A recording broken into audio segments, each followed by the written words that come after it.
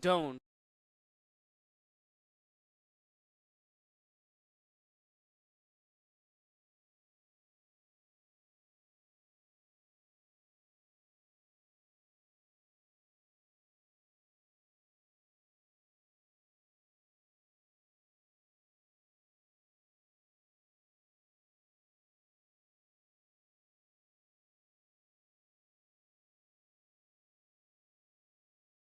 Hello and welcome back. This is the final four of fourth game here at Moody Park. Once again, this is the second game between the Trenton Generals and the Miners out of Scranton, Wilks-Barre. Joachim probably joined here by Luke Lendner for one more game here with you on Saturday. It's been a long but yet eventful and very nice day here at Moody Park. Not too many complaints. Not at all. Generals just coming off a 2-1 loss against the Miners. Had the tying run on third. Brought in pinch hitter Jack Ploppert to try and get things going. But he struck out looking as there's Grant Russo, the now inserted leadoff hitter for the Miners, leading off the game with a nice single right through the six hole. A nice piece of hitting there by Russo. Just pop that right in between the shortstop and third base. Situationally sound. Interesting to see what Woodson can offer here. I haven't seen a lefty yet today.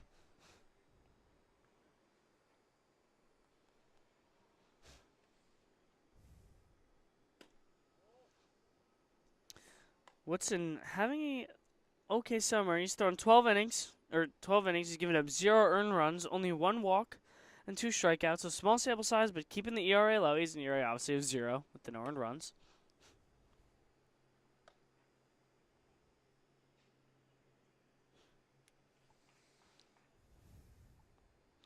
Now comes Aiden Paddock, who was the pitcher in the first game, also DH'd for himself. He's ahead on Woodson 2-0. Watch that fastball in the corner. It's now 2-1.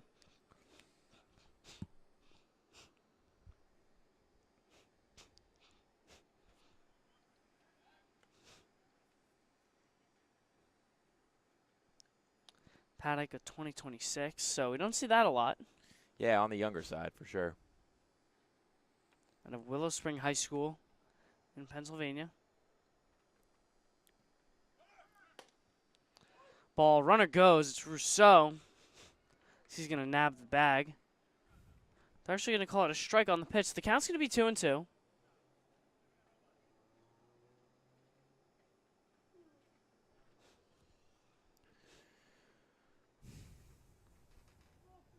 Rousseau moves over to second. Here's the 2-2 from Woodson. Warner's going to go again. This is grounded right to the 6-hole. It's going to be a base hit into left field. Goes off the arm of Tomasetto. Goes over to left fielder. And that'll be a quick and eventful first run scored. It's going to be Paddock on the RBI single. Russo scores. And the Miners lead 1-0 early in the first inning with no outs even yet on the board for them. Same spot as the first hit rather. These Miners hitters all over these pitchers early. It's just making solid contact, making these balls hard to field. Not the way you want to get started if you're the Gens after that rough game one. They played well, just couldn't come up with the victory. Pitching was really good. Their offense just struggled to really get runs across outside of one inning. And they've already dug themselves a hole. Already being down a run now without even coming up to the bat. It's Bennick up once again. He was in the 3-hole in the previous game for the Miners. So he rips this one to right field, giving room over the line. Nice catch over there in right field. It's Incalingo with the sliding grab. Nice play over there by Donato Incalingo. Yeah, he's more than just a big hitter. He's a nice fielder, too. Slid in there, controlled the entire way, tracked the ball the entire way, used his eyes, and helped the runner at first. Joe Grenko now due up at the plate for the Miners.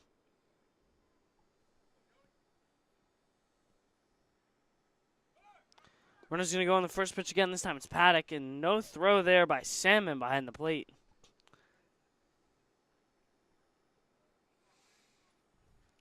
And again, I think we're getting to see these Miners runners just teeing off on a pretty tired catching unit. There's a strike there from Woodson. Evens up the count at 1 apiece. Haven't really been able to see Woodson kind of, you say, get settled yet because, I mean, the Miners have just been hitting them. Woodson sets and deals. Fastball fouled back by Granko. They might be hitting him, but at least Woodson's pounding the zone. Definitely, we see a lot of guys who don't do that, so very, very nice to see that.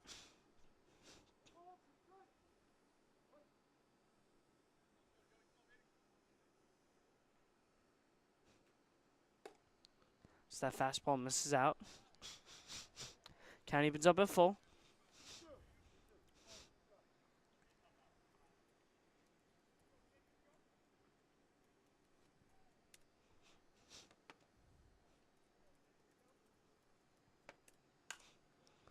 This one skied into center field. Giving back is Inkalinga over in right field. They're going to say he dropped it on the transfer, I believe. And that's what they're going to call it. So they're going to give the out on the fly out. So Granko's going to be out. Paddock did tag on the fly ball, so he'll end up over there at third base. 12, catcher, Pat Munley. Now Pat Munley, a chance to bring in the second minors run with Paddock over there over at third.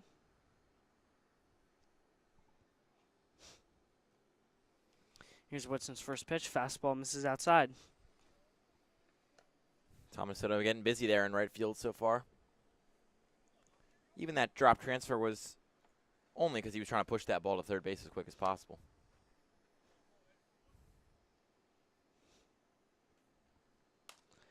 This one's popped up on the infield. Should be room.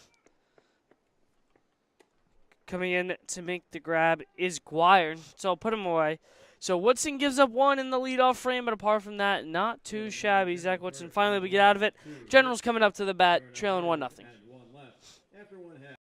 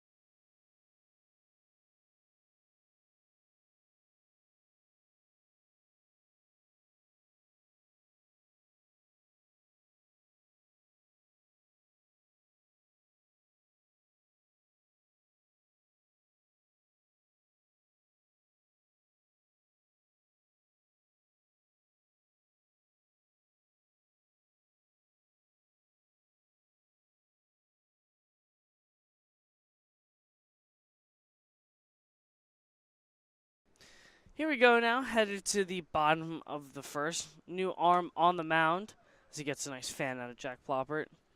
Is Wilton Abreu from Wilkes University. He has some very weird, strange statistics. He just finished up his sophomore year over at Wilkes. Pitched to a 15.75 ERA, and opponents hit .412 against him. I mean, well, from the warm-ups me and Luke just saw, I don't see how that's apparent. I mean, the kid throws a lot of strikes, and he looks like he's throwing pretty hard out there. Seems to be a pretty fastball-reliant guy. Maybe they just kind of light him up at the zone. Guess so. Only had 7 strikeouts this past year in sophomore year, 12 walks. He's behind on Jack Ploppert, the newly inserted leadoff man, 2-1. Hits the corner. It's now 2 apiece. Yeah, and going back to that first game, Ploppert was the guy that Coach Coryell called upon in that pinch hitter spot. Chance to tie the game up, and credit to him. I mean, it was a tough pitch on the outside corner, but home plate umpire Jay Rodriguez said, "No, sir, that's strike 3, as this is going to be grounded back up the middle. It's a base hit. Jack Ploppert's on for the first time today." And that's what you were talking about, Abreu, a good pitcher, and something you like to see, a guy who pounds the zone with fastballs. When you pound the zone with fastballs, just a little bit of, especially hard fastballs, a little bit of contact will send it back the other way just as fast as it came at you. So the hard grounder up the middle gets him to the outfield, and just like that, I mean, they've already reached a third of the hits they had in all of last game. Thomas Cano-Pincel due up at the plate. He went 1 for 3 with that with the double in his first at bat of the game earlier.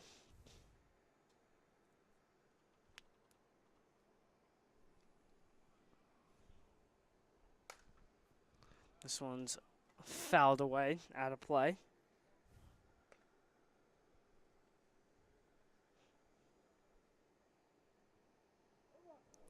Copacel hitting .320 on the summer so far. 5 RBIs and 6 walks. Only 3 strikeouts, so keeping that strikeout number low. Good bat-to-ball skills for him. As there's going to be a fake steal attempt over by Ploppert at first base as that ball skips in the dirt. It's now 2-1. Canopa's been one of Coach Coryell's more reliable bats over there in the box. Hits it hard, pulls it hard. Likes to eat around that left field area. Here's the 2-1 runner goes. Swung on. It's grounded over to shortstop. It's Locksh over there. It's one hopper. No, it's not going to be grabbed by Granko out of the dirt. It's going to go behind him. Ploppert's going to take third. And Cano-Pincel's going to stay put over there at first base. So the error by Locke over there at shortstop is going to give runners on the corners and no outs for the Generals. So they have a golden opportunity here to take that run back. Number 36, shortstop, Nick Tomasetto. Nick Tomasetto now due up at the plate. We know he has some gap-to-gap power. Just committed to Seton Hall last week. Hitting .312 over the summer. Seton Hall definitely likes to see that in their newest edition. As he chops this one, fouling out of play.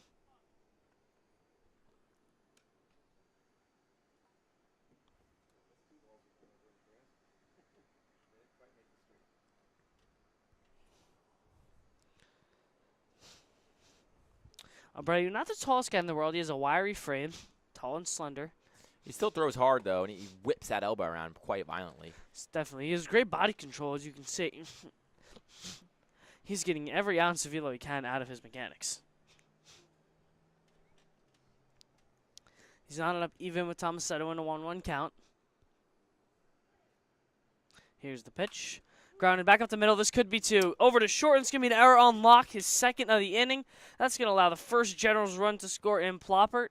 And what looks like a double play ball is now first and second. Nobody out for the Generals, and they're in business after they just tied up the game. It's now 1 apiece. Yeah, that was just a tough play by Locke. His coach is not going to be too happy with him about that because he didn't get his body in front of the ball. He tried to stick his glove out and snare it on a tough bounce. When the bounces are as unpredictable as they are here at Moody, you could just get your body in front of the ball, be like a catcher, and knock it down. Don't be afraid to wear a bruise or two. And that's not what happened over there. Swing and a miss there by LaQuara. Just fanned at that first fastball from Abreu. But yeah, I mean, kind of just the opposite already of the last game. We saw barely any errors last game, barely any hits as well.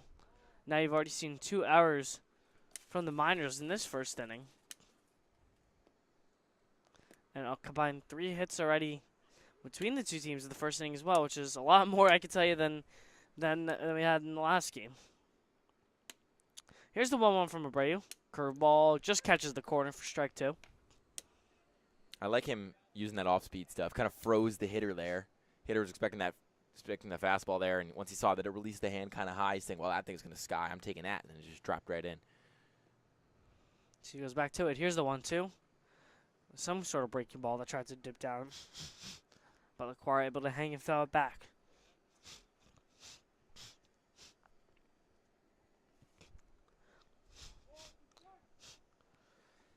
You going to try and speed him up here, Luke? You're going to try and go with that fastball away? Do you want to go to the well one more time? I would go to whatever pitch I trust the most, and for Abreu, it looks like it's that fastball. And there it is, the fastball. Swung on and missed. Strike 3. That's the first out of the inning for Abreu as he fans LaQuarrie. Really nice pitch there by Abreu. I mean, I like this kid a lot. I like what he's offering. He's just gotten pretty unlucky so far, the defense behind him. He should have been out of this inning long ago. So to be throwing the way he is, only have one out, is a tough scene. And hopefully, for his sake, he can settle in and give him 4 or 5 good innings. That's a shot over in the left field. That's a base hit for Incalingo. As no runners are going to advance past one base, so Donato Incalingo rips a single. It's going to be bases loaded, 1 out, and Chris Salmon due up at the plate. It was a big moment for Salmon. Number 4, catcher Chris Salmon. Salmon did not play in the first game of the doubleheader, getting his first action here in the second one of the day. He's only batting .111 in 20 plate appearances so far in ECCBL play. He's looking for a big breakout at bat. Generals desperately need to take this second game. So he fouls this one completely back. It's 0-1. Coach Coryell trying to give some hitting tips over there from third base, trying to help his newly inserted catcher out. Here's the 0-1 from Abreu. Line to kick the pitch is down low, curveball, skipped in the dirt. It's now 1-1.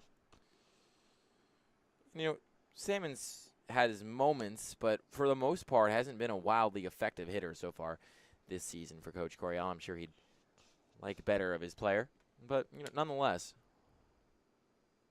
it's a big moment for him here. Here's the 1-1, fouled right back at us. A little camera shake. Still holding firm up there, to my knowledge. Oh yeah, looking strong.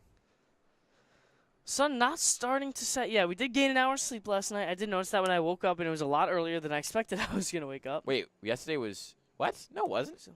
Yesterday was just the summer solstice, gang. Thought we gained an hour's sleep. No, you don't gain an hour of sleep on the equinox. All right, so apologies on that one. I was wrong. Infield pop-up here from Salmon. That's not a good one. That'll be the second Generals out of the inning.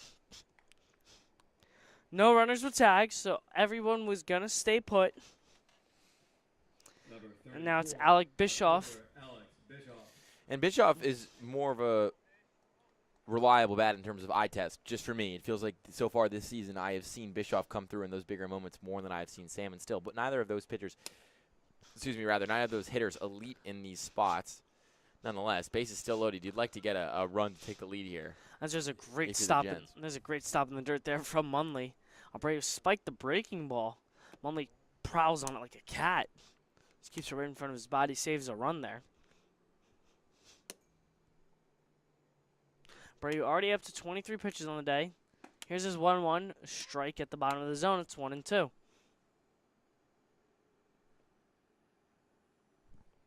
I really like this Abreu kid a lot. I like the way he throws. I like how he pitches. He's really only got 2 pitches that he uses a lot, but that fastball he seems to be in pretty good command of. Here's the 1-2.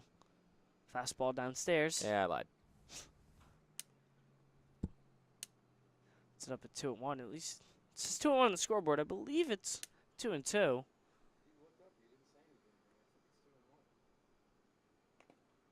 This one's going to skip behind Munley.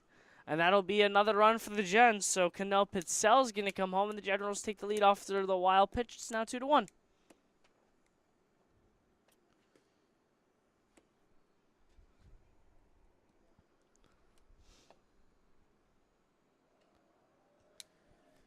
That's exactly what the Gens needed. Early lead. Now you can just settle in, line the arms to your pitchers, and just try to get from beginning to end here. There's an ugly half swing there. Oh, so it was 2-1. By Bischoff. Yeah, it was 2-1. Apologies for that. So now it will be full. It's 3-2 after the Bischoff half swing. So it's 3-2. 2 outs. 2 runners in scoring position.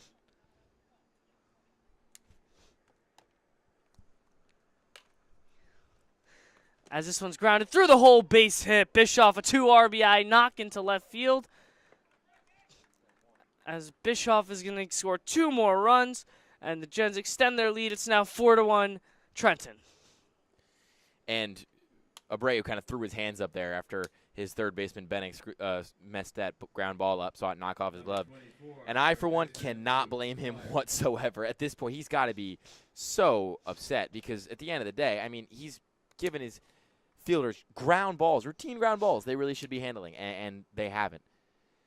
Not going to get charged in the error there, but that could have been – oh, yes, he is going to get charged in the error, excuse me. So that's just back-to-back really tough plays to give up. So base clearing error, courtesy of Bischoff hitting that ground ball hard. Now it's going to be Wilks-Barre due up, who struggled in the first game of the doubleheader.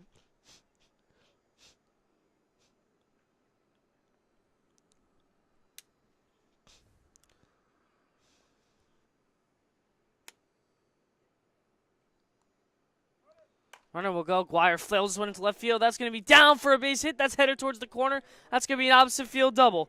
Here comes Bischoff. Rounding third. He's going to be safe at the plate. Nice accurate throw, but there's Wilks-Barre. I told you he's got that gap-to-gap power. Luke, the power of the Lukes. Yeah. An RBI double for Guire, and it's now 5-1 Trenton. No kidding. I mean, now we see that average that you talked about.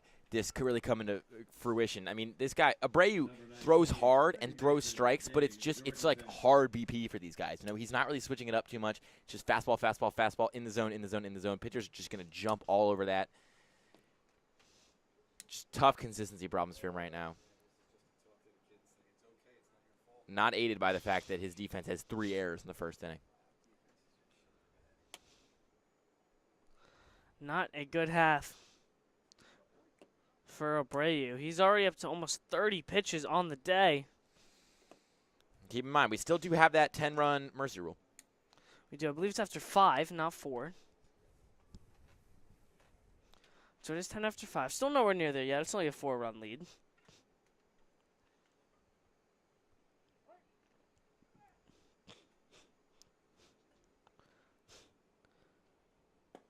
As he gets set to face another batters, he just gets the new insert of Dane Jorgensen to flail out that pitch. He'll hop ahead 0-1. Here's the 0-1 from Abreu. Fastball on the corner. They're going to call it down and in. It's going to be strike 2.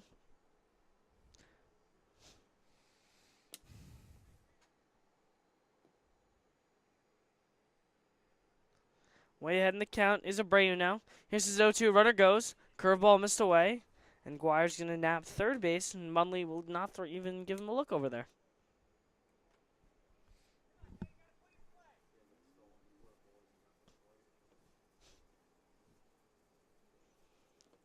Here's the 1-2. No, not going to be strike 3. They're going to call it a little up so the count will fall back to 2-2. It's even.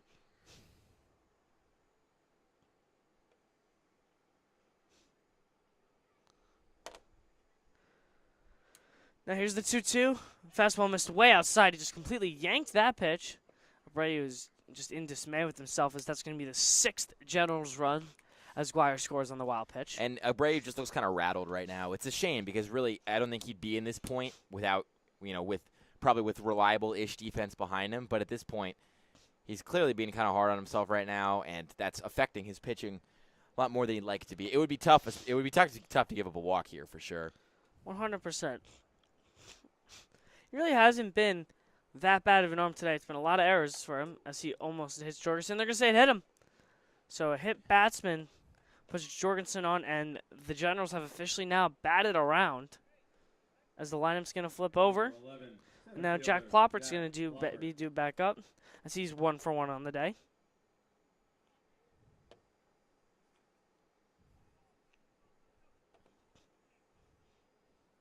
Abreu set to deal his 37th pitch of the inning. Runner goes. It's Ploppert. Ball in the corner. Runner's they're gonna say he got him on the head.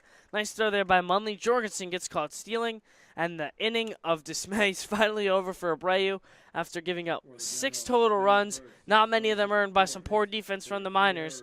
So the Gens lead 6-1, and they're headed back out into the field for their 2nd inning of work, headed to the top of the 2nd. Hi, my name is Dr. Philip Glassner. I'm a hip and knee replacement specialist at Mid-Jersey Orthopedics. We're a multi-specialty orthopedic practice with offices in Flemington, Bridgewater, and Washington, New Jersey. We have 18 fellowship-trained specialists to take care of you from your neck down to your toes. We offer conservative management such as bracing, therapy, and injections through surgical interventions as well. Our goal is to keep you active and healthy and get you back in the game. We also offer on-site digital X-ray as well as MRI. We have evening and Saturday morning office hours to assist with convenient appointment times, as well as having walk-in appointments available. Call us or visit our website at midjerseyorthopedics.com so we can help you to live life better.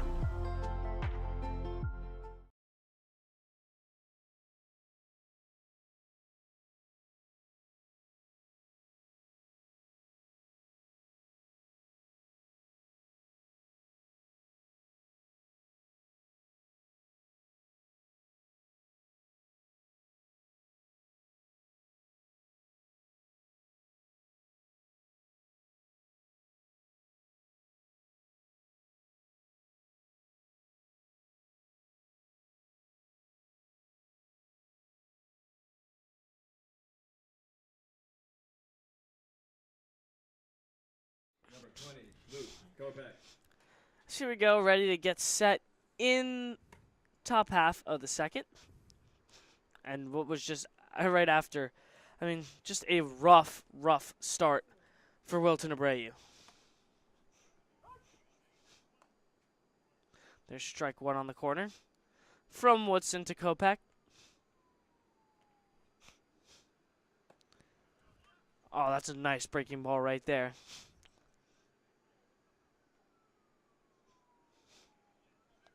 It's now 1-1. Here's Woodson's pitch. Foul back. Excuse me, it's 0-2. Luke Kopech struggling to start off in his ECCBL play. He's batting .231 through 18 plate appearances.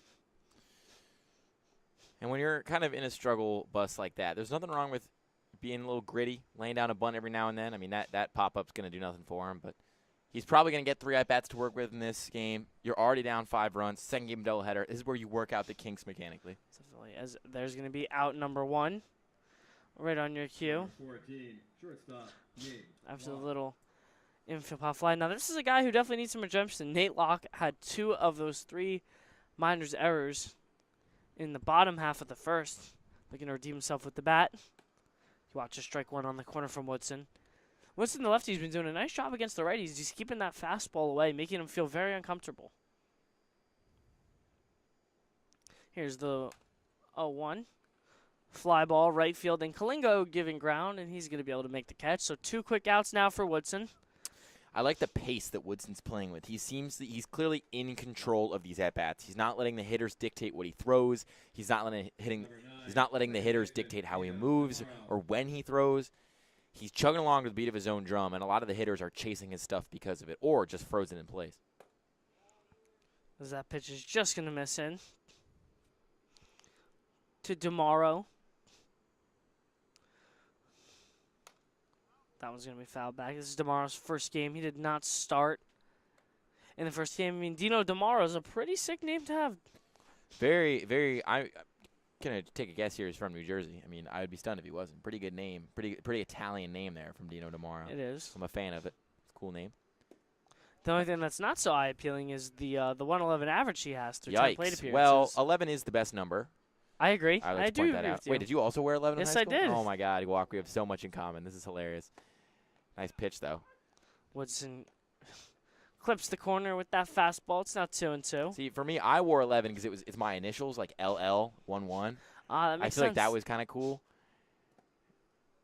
But that was my main reason for wearing 11. I mean, I don't play like Klay Thompson. so. 11's just always been my favorite number. Don't know why I don't have like an athlete I aspire to be. Just always liked 11. You aspire to be you, Guac. Exactly. Exactly. Or 11, and then 41 was my other number. Tom Seaver was number 41. It's my dad's idol. Oh, nice. So those are my 2 numbers, I'd say. Yeah, I really only played one sport that required a jersey. You don't really wear jerseys when you're on the rowing team. So Woodson's worked the count full. DeMauro's put up a pretty good fight against him. 3-2, 2 dead. Here's the kick, the wind, the pitch. Curveball, foul tip. And Sim wasn't able to corral it in, so it'll count or remain at full. It was a nice looking sweeper there from Woodson. He's now up to 30 pitches on the day. Here comes pitch number 31. Wanted to kick the pitch, fouled back again. Feels like he hasn't really thrown any outside stuff recently in this at bat. Maybe try to get him to chase down and away. Well, it's the first lefty he's faced. He's been working away with the righties, which is obviously into the lefties, and that's kind of the side of play he's been working on. But here's a 3-2, fastball inside, grounded over to first base. Laquara has a little bit of a tough time handling it, but able to corral it in and step on first base for the third out. So 1, 2, 3 go the Miners after giving up 6. Gens trying to extend their lead. They lead 6-1 here, headed to the bottom of the second here at Moody Park. ECCBL is sponsored in part by Northfield Bank, proudly serving local communities since 1887 with branch locations across Mercer and Hunterdon counties. Northfield offers simply free checking with no minimum balance, no monthly fees, and no per-check charges. Northfield Bank customers also enjoy free online banking, mobile app access, and a free debit card for everyday purchases. For more information, please visit northfieldbank.com or follow Northfield Bank on LinkedIn, Instagram, Facebook, Twitter, and TikTok at Northfield Bank.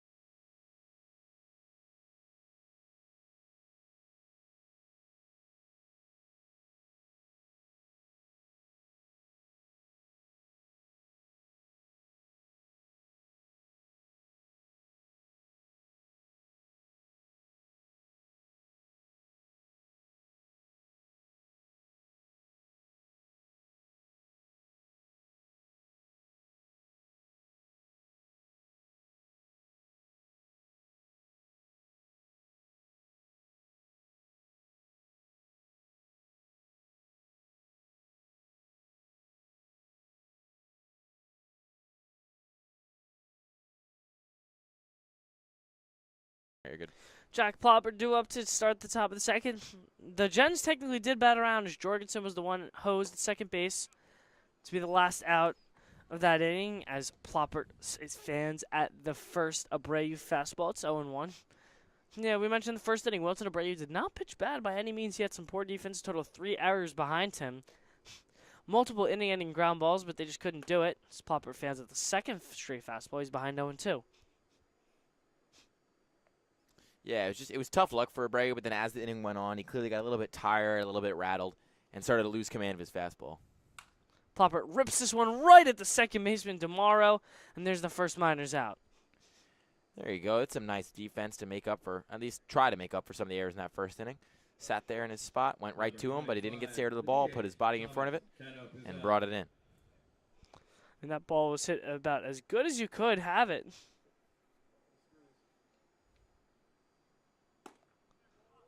As that first pitch curveball misses out.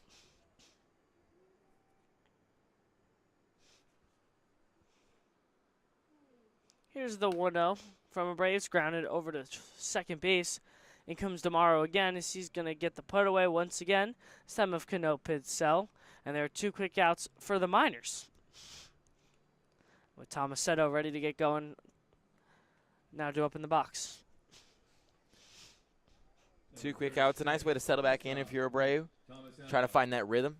Again, only 7 innings, so be stunned if Abreu goes more than 4. I really want to say Nick Tomasetto needs a new helmet. He's rocking that bright red and scarlet Rutgers helmet committed to one of their rivals in Seton Hall, so that's not too good. If I'm one of the Seton Hall, area scouts or something, I'm getting some blue spray paint. Spray right over that thing. Probably expense that. Probably pretty cheap to get him one. As Abreu almost hits him, it's down 1-1.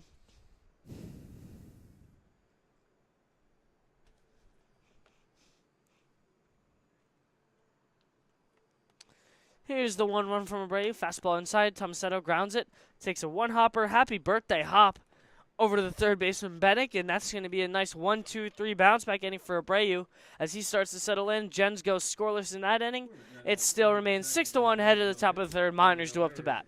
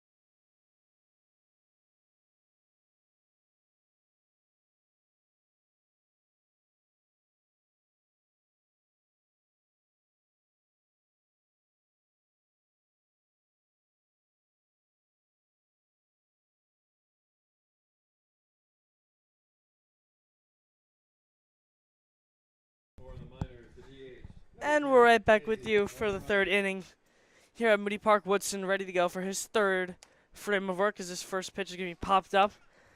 Giving room is Inkalinga who will come in to make the catch, the first out of the inning for Woodson.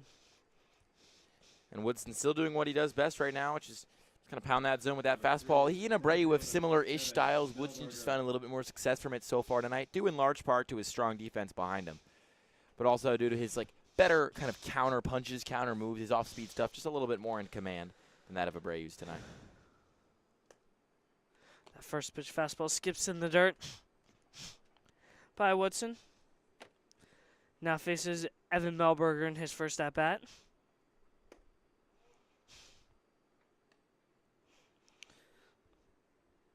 Melberger hitting 190 on the summer, so another one of these minors who's struggling.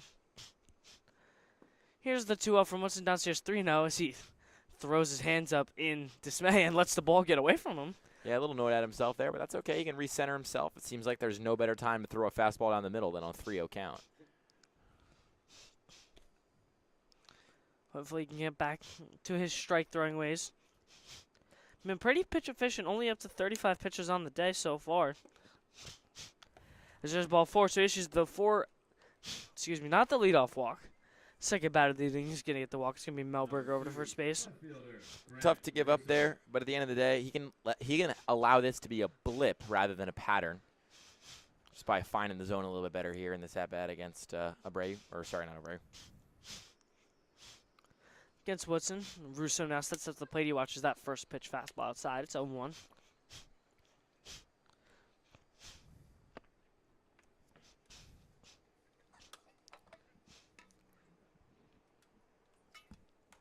Nice curveball there. Jam bloop shot's going to get over the head of LaQuara. That's a base hit rolling into right field. And Kalingo coming in, and he's going to quickly get it. And Melberger smartly does not want to test the arm of Inkalingo in right field, so he'll stay put at second base. So a little squib hit for Russo makes him now 2 for 2 on the day. And the Miners have first and second with only one man out, and they have something brewing here in the top of the third. Little bloopy, but you're never going to complain about that if you're the Miners and you're trying to get some offense. Tough play, because I think LaCar would have had a chance on that if he was in his normal position in first base, but he was focused on holding Melberger over there at first. So he was kind of in a little bit more. With the way that ball was floating, if he was as far back as he usually is, he probably could have taken a couple steps and had a chance against it. As Paddock takes a rip at the first pitch fastball and fouls it back. It's 0-1. Paddock 1 for 1 in this game. He definitely made his mark in the first game. Pitched a pretty great game out there for the Miners. Also had a hit as well. Now trying to get his team back into this game as they trail by 5.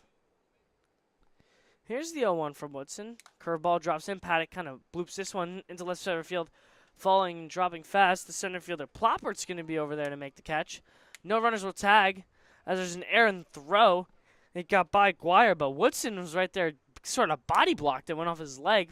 So he's somewhat able to keep it in front. Melberger, once again, wisely not going to move up. So it'll be the second out for the Generals on the Ploppert put away.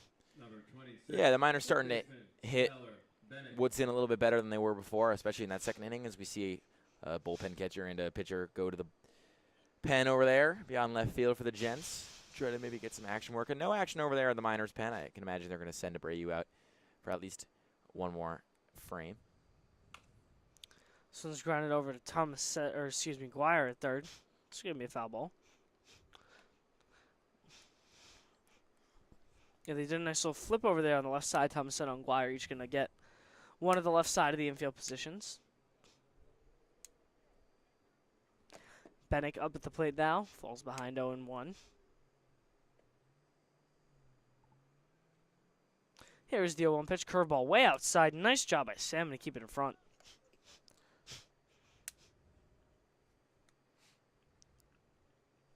And if I'm Woodson right now, I don't want to get away from what's been working for me. I know they've put a couple barrels to the ball right now. I'm still trying to pound that zone and allow my defense behind me to make the right play. Here's the 1-1 from Woodson. Fastball, Great yeah, pitch. on the corner. Right, really good pitch. Did exactly that. Hard fastball, glance in the outside corner. That's what you want. And that's the pitch that Dre Rodriguez wasn't giving the hitters until the last pitch of the game.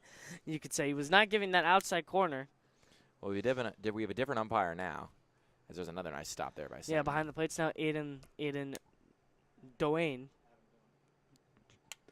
Had him down. Doan. There you go. I forgot how to pronounce it. 2-2. So we'll see how he approaches this. I would still throw that outside fastball. Just you have a ball to give. It's been your most effective pitch. Here it is, the 2-2 fastball up and away. Strike 3 as he gets a fan out of Bennick. Woodson works out of the jam, and the Gens keep their lead extended, and they're going to try and tack on more. Here headed to the home half of the third. Gens lead 6-1. Hi, my name is Dr. Philip Glassner. I'm a hip and knee replacement specialist at Mid-Jersey Orthopedics. We're a multi-specialty orthopedic practice with offices in Flemington, Bridgewater, and Washington, New Jersey. We have 18 fellowship-trained specialists to take care of you from your neck down to your toes. We offer conservative management such as bracing, therapy, and injections through surgical interventions as well. Our goal is to keep you active and healthy and get you back in the game. We also offer on-site digital x-ray as well as MRI. We have evening and Saturday morning office hours to assist with convenient appointment times, as well as having walk-in appointments available. Call us or visit our website at midjerseyorthopedics.com so we can help you to live life better.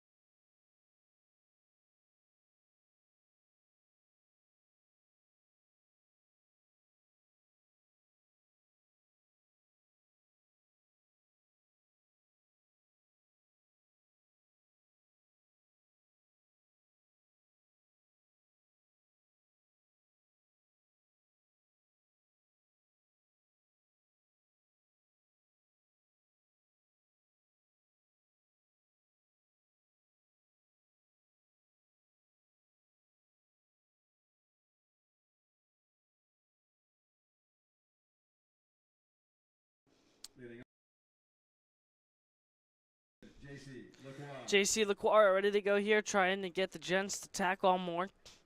They lead 6-1. Abreu had a nice settling inning as this one's ripped right at the second baseman. Tomorrow, once again, that's the second inning in a row with a leadoff line drive to the second baseman for an out. Nice play there. Back-to-back innings by tomorrow. Doing his best to make up for those 3 errors they had as a team in the first inning, but at this point, he's helping Abreu by keeping his pitch count down. So now 1 out quickly for Abreu, and Kalingo takes a hack at that first pitch fastball. It's 0-1. Kalingo got the ginger hair, nice orangey hair. Matches his jersey. Does. Definitely doesn't have the size of the Leprechaun, though. He's a pretty big kid. He rips this one into left field. That's going to get down for a base hit, so a 1-out single for Kalingo. He hits the ball hard, that's for sure. He's now 2 for 2 on the day. So it's helping out that average we mentioned. His average is pretty down, but, he has that good amount of doubles. He has the home run and the RBIs, so not a bad start to the summer for Kalingo. As Chris Salmon now due up to bat. He did not have a good at-bat in his first one at that. So he fouls this one back.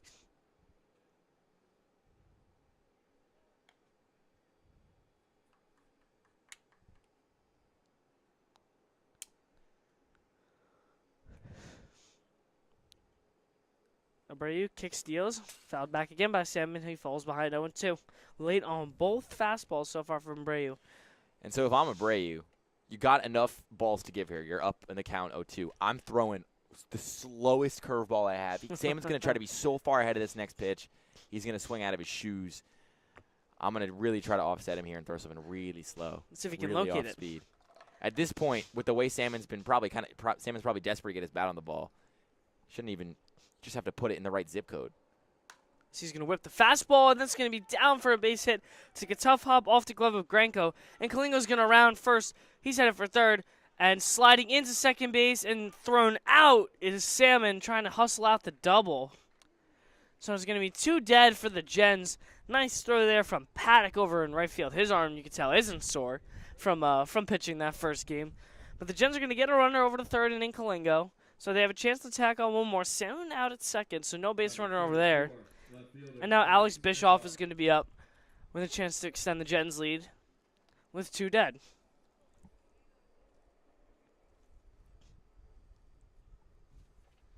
That's just Salmon trying to be a little bit too aggressive out there on the base paths. Just trying to do a little bit too much. Should have just taken his single and been happy with it. There's a Brady fire strike one in there.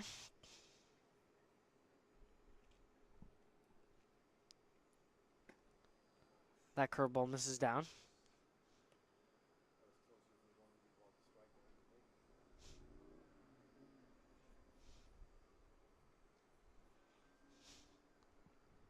Here's the 1-1. Fastball down and away.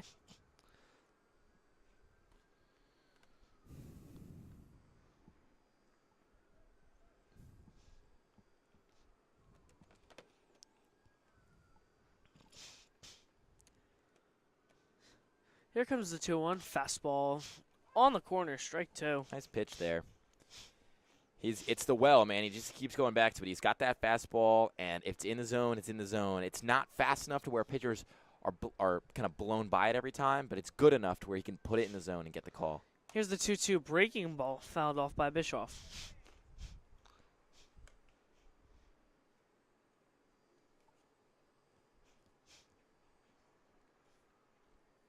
Starting to get a little bit cooler here at Moody. Sun's starting to set. Lights have turned on.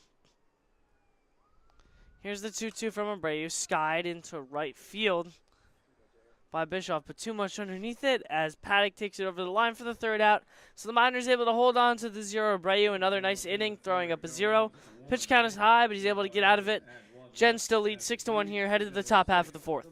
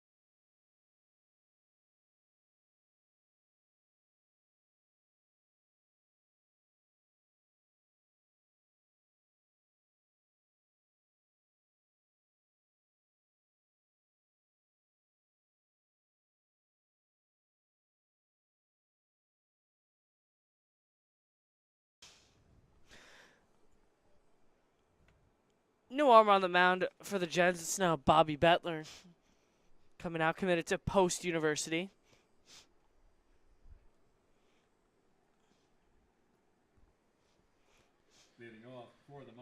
Intrigued to see how Woodson just keeps throwing that stuff. Unless we have a new pitcher here. It is. It's Bobby Bettler. Right, you're right, right. So we a bit distracted dealing with some technical issues back here. Bettler's first pitch fastball is fouled back. Granko is way ahead of it. And now you get a different look if you are Miners hitters. You're not facing against a lefty anymore. Bettler's only thrown 1 inning so far. He gave up 1 unearned run in that inning and 3 strikeouts. So you know he's got the wipeout stuff. As there's strike 2. Bettler works quick. I played with him actually, one of my travel teams back in the day. Was that 2 summers ago? Were you better than him? No. Ah, I This can one's dream. chopped up the middle, and that's going to be a base hit. Bettler gives up the leadoff single up the middle.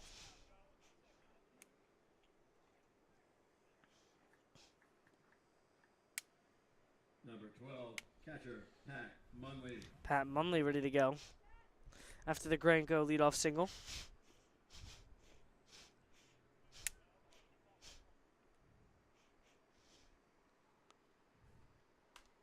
Munley fouls that one back.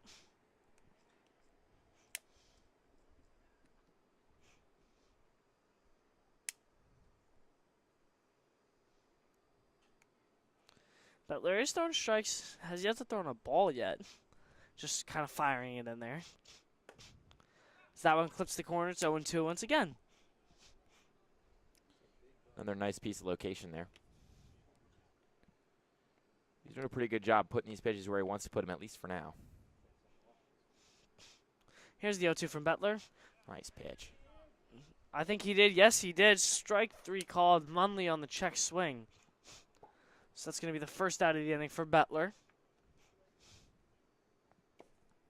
Number 20, DEH, Luke Kopak. Luke Kopak now due up, the extra hitter for the Miners. Still trying to dig into this lead. They trail by 5.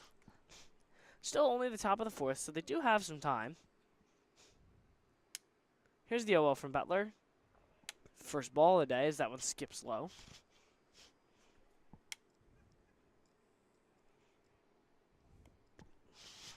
Got a lot of baseball going on, Luke. You got the College World Series on. You got ECCBL action right here. You got Mets, Phillies, and a couple other MLB games. Yeah, a real pyramid of greatness in terms of quality we're seeing.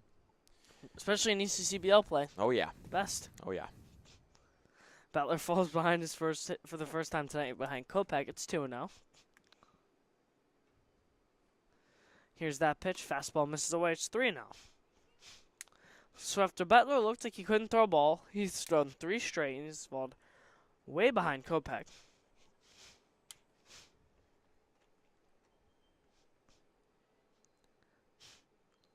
Here's the 3-0. Fastball missed outside, and a 4-pitch walk issued to Kopak. So now there's first and second, 1 out, and Bettler's in some trouble. Yeah, interesting. Bettler was doing so well. It just strike, strike, strike, strike, strike, and all of a sudden, 4-pitch walk. See how he responds here. Again, a double play ball gets him out of the inning.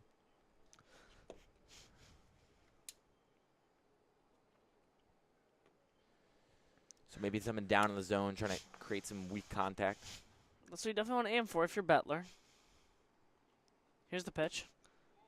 Ball just missed downstairs. That was a little bit better of a miss.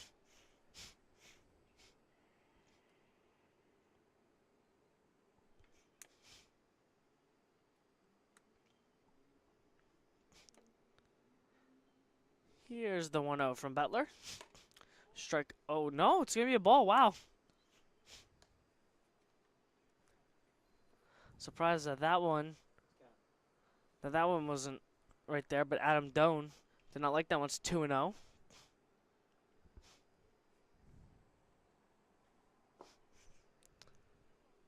As that one spikes into the dirt for Bettler. Now it's 7 straight. Sorry. Yeah. Couldn't do my math for a second. 7 straight balls for Bettler after looking like a strike-throwing machine. Coach Coryell not happy with this, sending somebody to go get somebody in the bullpen right now. 3-0. Just Missed misses. outside. Wow. 8 straight for Bettler, and I'm assuming here comes the mound visit. Is what I assume is what's going to happen. I could be wrong. Coach Coryell just staying there. Not moving. Oh, now he stands up, and he'll send out the pitching coach.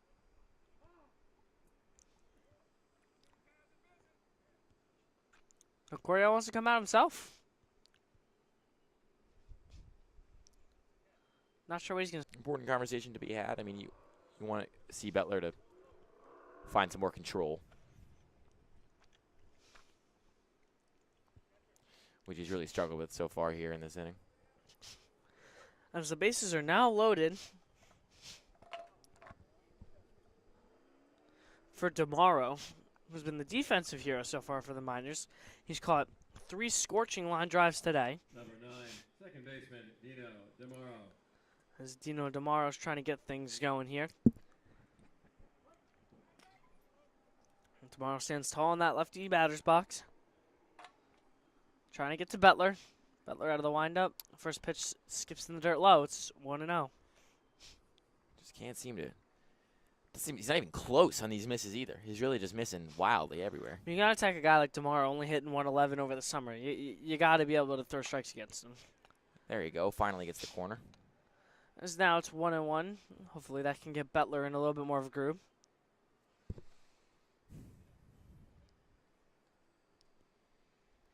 Here's the 1-1 from him.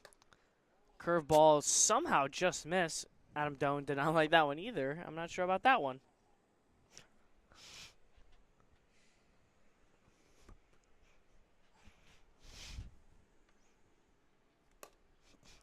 That pitch gets the corner, so it's now 2-2.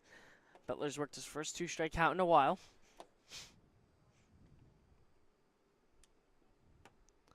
Interested to see if he wants to go with that fastball. Hasn't had greatest command with it. He's gotten a swing and miss with the breaking ball already. Here's the 2-2 from Bettler. Fastball on the corner, strike 3. DeMaro knew it right away. Absolute dot from Bettler to get the second out of the inning.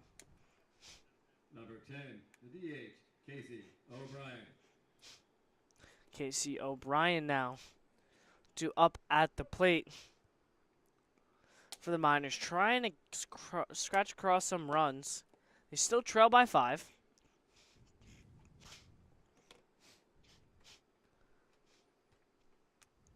Bettler desperately trying to settle in and get out of this jam. As he gets the first strike on the corner, it's 0-1. He seems to be maybe finding a little bit more of a groove now. That strikeout, hopefully doing good things for him going forward. And as I said, he sends one high. He's really only throwing that heat, man. He's really just trying to locate that fastball. That's kind of his only strategy at the moment. I mean, it's tough to throw anything else if you don't have that fastball command, so I really don't blame the kid.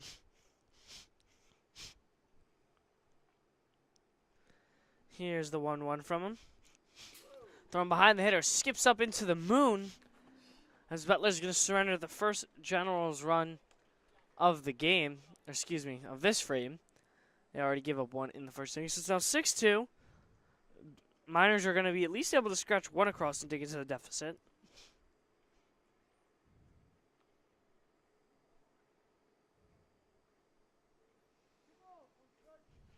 Got to just flush that. Flush that throw right there, because another one and there's another run across the board. Find the zone. Bettler still has an escape hatch, just needs a ground ball to get out of this. As he fires a strike in there, it's now 2-2. Threw it so hard his hat fell off. That's effort. So he's definitely a little bit frustrated. As Jack Plopper in center field is doing air swings out there. He's caught me by surprise.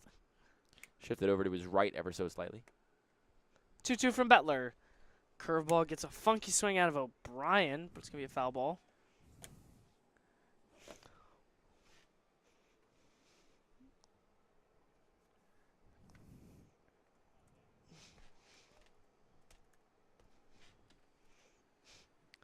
Bettler still trying to work out of it.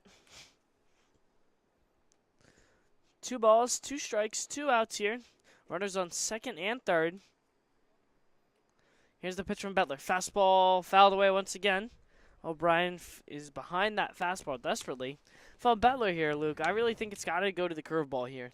Yeah, you got to switch it up somehow. You have a ball to give in this at-bat. It's okay if you slightly miss. Just, don't spike it to Narnia. But nonetheless, I agree. You got to switch something up here. Bettler already up to 23 pitches, and here's his 24th. Curveball just kind of blooped over to second base. A little bit of trouble handling it by Jorgensen, but finally able to corral it in. So only damage control there by Bettler. Only 1 run scores. Miners able to dig into the lead. Gens only lead by 4 downs, 6-2. Headed to the home half of the 4th. Hi, my name is Dr. Philip Glassner. I'm a hip and knee replacement specialist at Mid-Jersey Orthopedics. We're a multi-specialty orthopedic practice with offices in Flemington, Bridgewater, and Washington, New Jersey. We have 18 fellowship-trained specialists to take care of you from your neck down to your toes. We offer conservative management such as bracing, therapy, and injections through surgical interventions as well. Our goal is to keep you active and healthy and get you back in the game. We also offer on-site digital X-ray as well as MRI. We have evening and Saturday morning office hours to assist with convenient appointment times, as well as having walk-in appointments available. Call us or visit our website at midjerseyorthopedics.com so we can help you to live life better.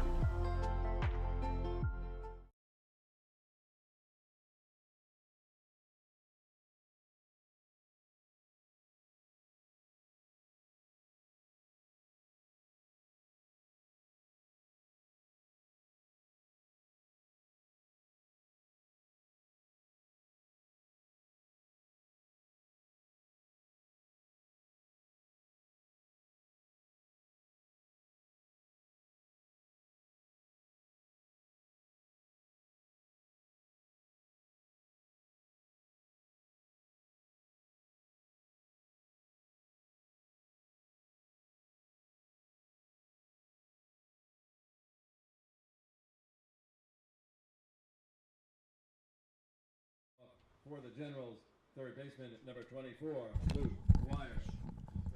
As we get set, ready to go here in the home half of the fourth, it's Luke Guire stepping in for the Generals. And surprisingly, Abreu's still out there despite the high pitch count. Yeah, it doesn't surprise me that much. Seems like the kind of thing he'd probably go through the fourth. They're hoping he can get through the fourth, and then they move on after that. Still no bullpen action over there. Nice piece of contact, though. As Guire rips this one into right field. But 1-2 easy catch as Paddock comes in to put him away, and there's one quick out for Abreu. Sun's still shining high a little bit. Number 19, second baseman, Dane Jorgensen. Not dark just yet. Yeah, the longest day of the summer last night. And contrary to your belief, G, that does not mean we get an hour back of sleep in the morning. Just means it was the longest day of the year. The reason why it was because I woke up like extremely early this morning for no reason. That's just happens. That just happens sometimes, man. That's called life. Well, that's why I thought maybe there was a change in the clock or something. As Abreu hops ahead with 2 early strikes, it's 0-2. He's way ahead of Jorgensen. I like the way he settled in here. Still attacking that zone.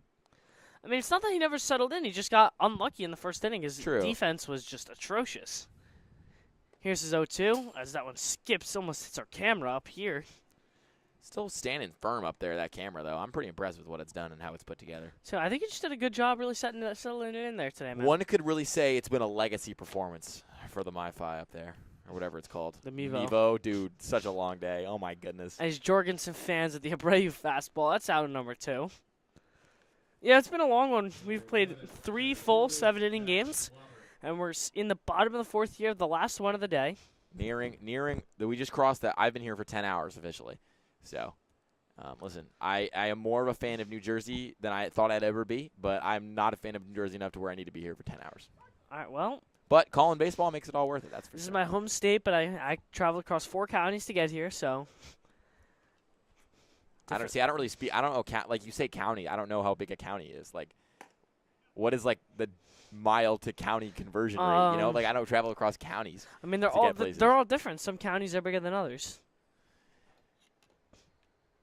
I just feel like in my mind, you say 4 counties. I was like, I mean, like I know how far you came from north, but like still, it's just a funky metric for me. Here's a bloop shot into right field. That's going to get down for a base hit. Jack Ploppert sticking out his back. It makes him 2 for 3 for the day. Jen's trying to keep pouring it on his Cano Pincel due up to hit. It's kind of an important at-bat here for Cano Pincel. Not only did he look really good in that first game, he's still putting together solid chunks of contact every time he comes up. But yet he hasn't had that big booming shot that we were so used to him hitting. His runner's going to go on the first pitch. Tag goes into the runner and hose. Munley, nice throw. Plopper gunned down, and there's the 3rd out. So Abreu picks up a 1-2, almost 3 inning. As there's a quick one headed to the top of the 5th. Miners due up to bat, still trying to get something going off of Bobby Bettler.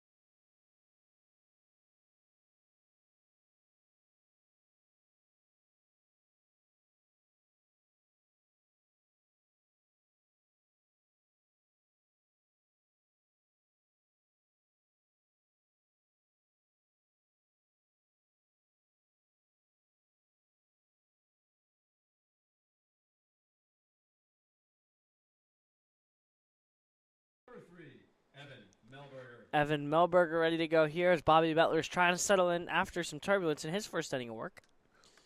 But he still showed a nice amount of control and rhythm there at the end of the frame. It was just the beginning of the frame that really set him. It wasn't even that. It was the middle of the frame. The beginning of the frame, he got in and out. He got 2 outs, actually, I believe.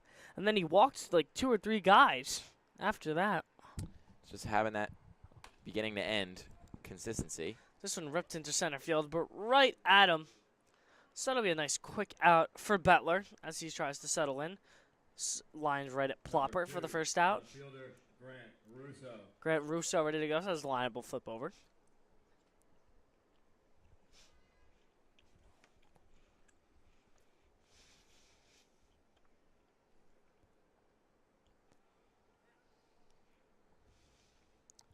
Here's Bettler's 0-0 as it's going to sneak way inside, in or somehow. behind. Yeah, it seemed to tuck under the elbow or of.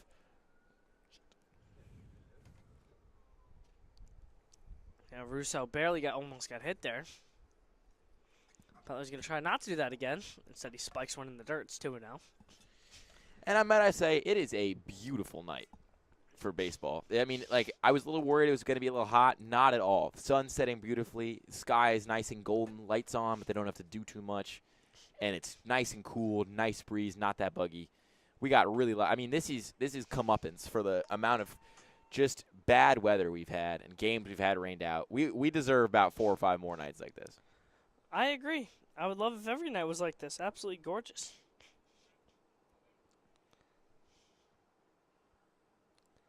Comes the 2-1 from Bettler. Downstairs, it's 3-1.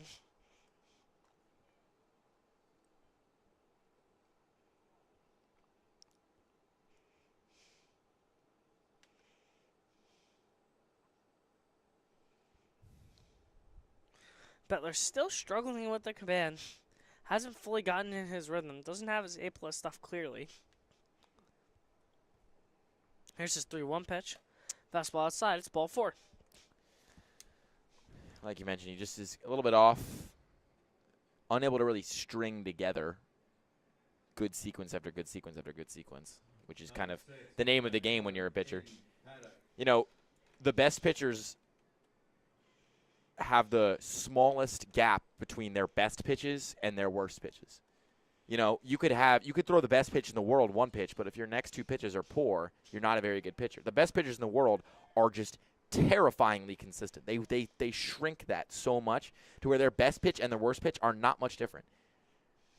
Their ceilings technically might be a little bit lower, but that consistency is really what separates the good from the great.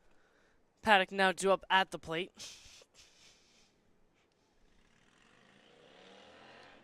First pitch from Bettler downstairs. And you're right, even those best pitchers, when they aren't on their A game, they're still able to generate outs. They're still able to find the zone a little bit. And it's because of that difference, you know? Even when they're not throwing their best stuff, their worst stuff, it's so close to their best stuff that it's still good enough. Some guys just self-destruct. This fastball sneaks away from Salmon. It's 2-0. Surprised Mark Puriel hasn't opted for a change yet. He does have an arm going from the bullpen. I would assume if this was a walk, this will be it for Bettler. Has not been warming up very long over there in the pen, though. Kind of deep in conversation they are over there in that corner. Bettler maybe talking about where they're going after this. Bettler's giving a couple looks over to Russo at second base. He spikes yet another fastball. It's 3-0. Even with a walk here, double play ball still in play. The problem is you just can't find the zone right now. Again, this is might be a crazy take here. If I'm Paddock, I'm swinging away. Just kidding. Don't swing. That pitch went into another zip code as a 4-pitch walk from Bettler. Forgive me for thinking Bettler would just throw a meatball right down the middle. Hey, here comes Coryell. This might be it. This is most likely it, I would think. Bettler has shown no signs of any location consistency as still nobody coming running in from that pen. Yeah, now they're going to start finally warming up over there. I'm not really sure what the delay was to get the arms warm over there, but nonetheless, staying in is Bettler, it seems, I suppose. I'm honestly kind of shocked he didn't opt for a relief pitcher now. I guess the thought is you have that 4-run lead. There's only 2 runners on right now. But, I mean, you have Bennick up at the plate. If Bennick singles, scores one in, or walks, you're bringing the tying run up to the plate. So Then again, you know, if he can somehow get out of this inning, you only need to get 6 more outs. You can save an arm by praying he just can get a double play ball here. You're up by 4 runs, you know. Trusting his offense to maybe get some insurance runs. That's a pretty generous call Battler just got there. 100%. That looked pretty far. That looked like it striped the other batter's box.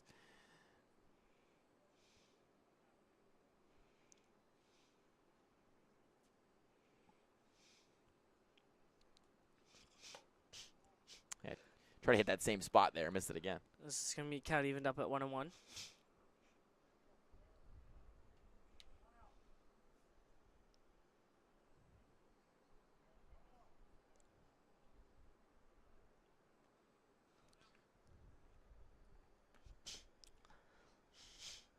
His pitch from Bettler. Both runners go. Double steals. Ball sneaks behind. Salmon behind the plate. Runner's going to round, but not be able to do anything. So double steal. Russo and Paddock both take second and third, respectively. Bennick's still up at the plate. He's ahead. It's going to be 2 balls and 1 strike to Bennick. That takes away that double play ball, which was going to be pretty valuable. Now Belter's got to get out of this.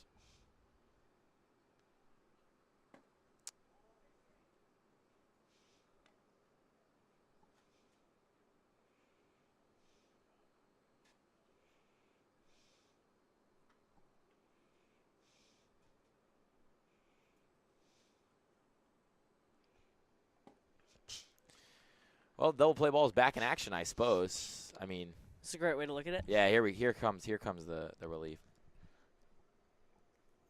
As Coryell's headed out to the mound. So new pitcher coming in for the Gens. We'll take a quick break and be right back with you. Bases loaded, minors in business, trying to cut back into this lead.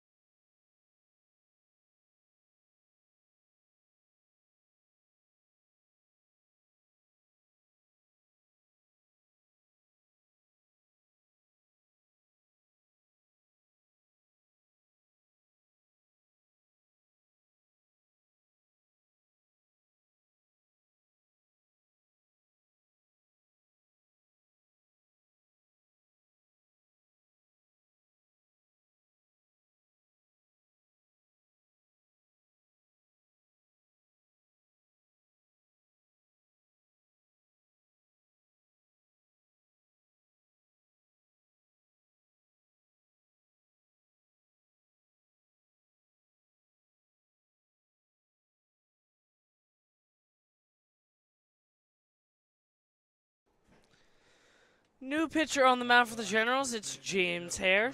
Last time me and Luke called a James Hare game, let's just say it did not end up too well. Yeah, he was in there for many, many pitches and many, many walks. And if you're Coach Coryell right now, you're probably just hoping that he can throw strikes. He gets the call there. He also threw a lot of wild pitches. A lot of wild pitches, which would not help the Gens' case right now. Looking to be the first New Jersey team to get a win today. I really hope for their sake and for the state's sake. It's not my home state, but listen, nobody likes somebody going, what would they be combined as a state today? 0 for 6? 0-7. 0-7. I believe. Good Lord. Where was the one-off game today?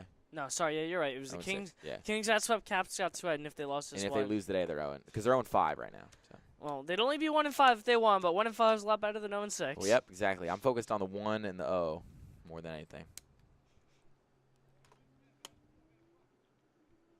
Hare's fallen behind his first batter, 2-1. Fastball misses outside, 3-1. Generals pitchers cannot throw strikes. It's been their biggest problem today.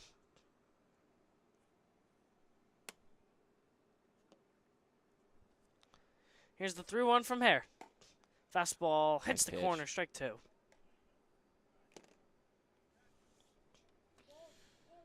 Big pitch here. Full count, 3-2, 1 out. Bases are loaded. Here's the pitch from Hare. Lined into center field. That's going to get down for a base hit. Hare in dismay. Poppert's going to come in to field it. And he's just going to throw it over to Salmon at the plate. Only 1 run will score, though. Paddock not able to come home on the hit. So the bases are going to remain loaded. Miners tack on 1 more. It's now 6-3. Pat Munley now due up. Bases loaded again. Same situation, 1 out. As Hare surrenders the first run given up this inning.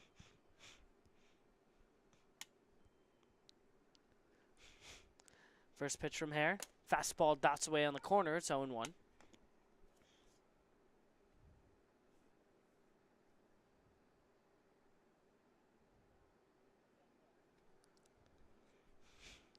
Here's the 0-1 from Hare. Fastball on the corner again. It's 0-2. Hare definitely looks a little bit better than we saw the last time. Had to just flush it with that single. See if he can settle in here. Hare way ahead of this hitter. Here's the 0-2. Fastball missed way outside. On Munley. Munley 0 for 2 on the day. He's hitting .250 on the summer so far in ECCBL play.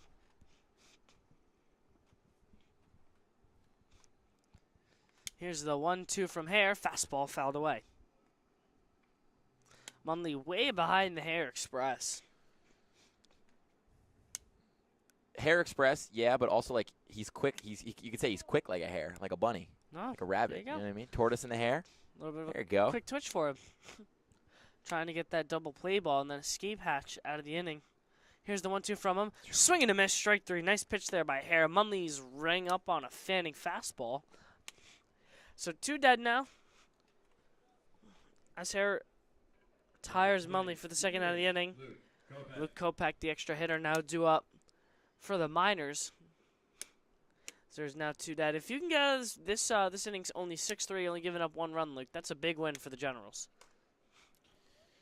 And Hare showing at least he can try to work his way ahead in these counts. He's definitely done a better job of Bettler being competitive against these hitters. I'll give him that.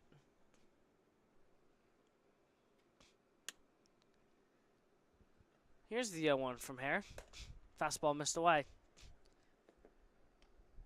You also got Paddock over there kind of doing a little stutter step, trying to get Hare to balk. It does work sometimes, surprisingly a decent amount. Here's the 1-1 from Hare. Fastball missed inside. Throwing that fastball a lot, just trying to find a good location for it, then I'm sure he'll start working off of it. But at the end of the day, you got to just throw strikes in any way you can. Hare's now behind Kopak. It's 2-1. Here's that pitch. Grounded over to third base. Charging in. And bobbleheading it is Guire. He fires over to first in time. Guire able to stick with the play. He's fired up. Taps his glove after that one. LaQuire able to hang with it too. So the Gens able to escape the jam. James Hare bounced back after his last performance. Gets the ground out. And the Gens hold on to the lead. It's still 6-3 here at Moody Park. ECCBL is sponsored in part by Northfield Bank, proudly serving local communities since 1887, with branch locations across Mercer and Hunterdon counties. Northfield offers simply free checking with no minimum balance, no monthly fees, and no per-check charges. Northfield Bank customers also enjoy free online banking, mobile app access, and a free debit card, and for everyday purchases. For more information, please visit northfieldbank.com or follow Northfield Bank on LinkedIn, Instagram, Facebook, Twitter, and TikTok at Northfield Bank.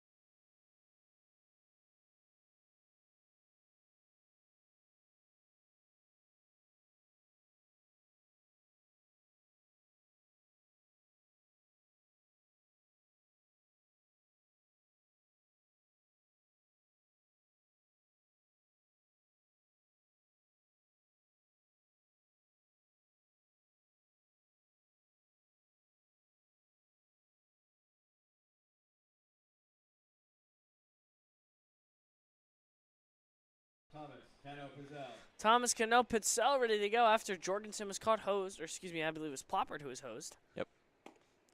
He watches strike one. As Abreu's still out there chugging along for the Miners. And, I mean, I will say this about Abreu, right? He's going into the 5th inning right now, but this is exactly the kind of stuff that college coaches would like to see your pitcher do. He's just chugging along. He's eating innings right now. He's in the 5th. Yes, he got rattled in the first a lot. Was that really his fault? Not entirely, man. No. I mean, there were some errors, this, that, and the other thing, but he didn't let it affect him in the 2nd, in the 3rd, and the 4th. Will he let him affect him in the 5th? We don't know yet. But he's already ahead. Bang, you just struck him out. You know, like he's just eating up innings. I don't know what kind of throwdown that was from Munley. He just, oh, my gosh. But still, ran over. I really like how Abreu's responded to that 1st inning and how he's pitched going forward in this game. Definitely. I mean, listen, great strikeout by him, but I think the funniest thing by far was Munley launching the ball into left field. That wasn't even close as we get a dog bark in the background. Strike one on Thomas Bangs Seto. another strike. I mean, listen, he's going to that fastball all the time. And there's very little things in the pitching world more valuable than a fastball you can locate wherever you want. And he really doesn't have that many pitches considering the amount of runs he gave up in the 1st inning. He's only up to 68 now as Thomas Seto chops this one over the shortstop. And a nice quick out there is Locke. So 2 quick outs for Abreu once again. And he is rolling. Number 7, first baseman. He's got it in cruise control right now. J.C. LaGuardia now due up to bat in the bottom of the 5th. 2 dead for him, trying to keep things alive for the Gens. They still do lead by 3.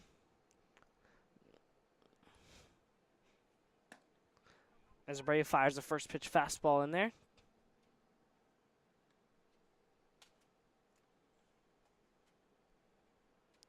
Here's the 0-1. Fastball skipped inside, almost hit him. It's okay. 1-1. Taps his chest. He knows it's his fault. But nonetheless, I mean, as this as the sky here turns from gold to pink, Abreu's starting to really, I mean, I like how he's throwing right now. I'm just going to leave it at that. I don't like that pitch, though. As the 1-1 fastball misses downside, now 2-1.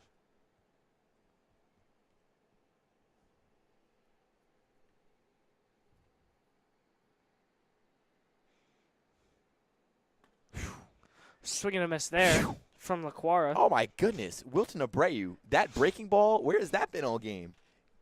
He hasn't thrown it a lot. Up high, down hard, and got the pitcher out of his socks. Here's the 2-2, 2 dead. Abreu kicks, fires, fastball upstairs. He wanted that one as he does a pirouette spin on the mound.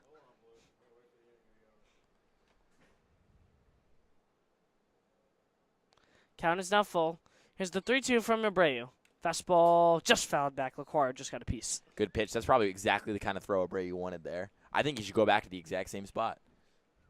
He almost snuck it by LaQuara, but he just was able to get the foul tip. Abreu comes sets. Here's his 3-2. Fastball on the outside corner. Strike 3 called. LaQuara goes down looking. Wilton Abreu is fired up. Headed into the top of the 6th. He is rolling. Miners still trail by 3. They're trying to cut back into this lead. It's 6-3.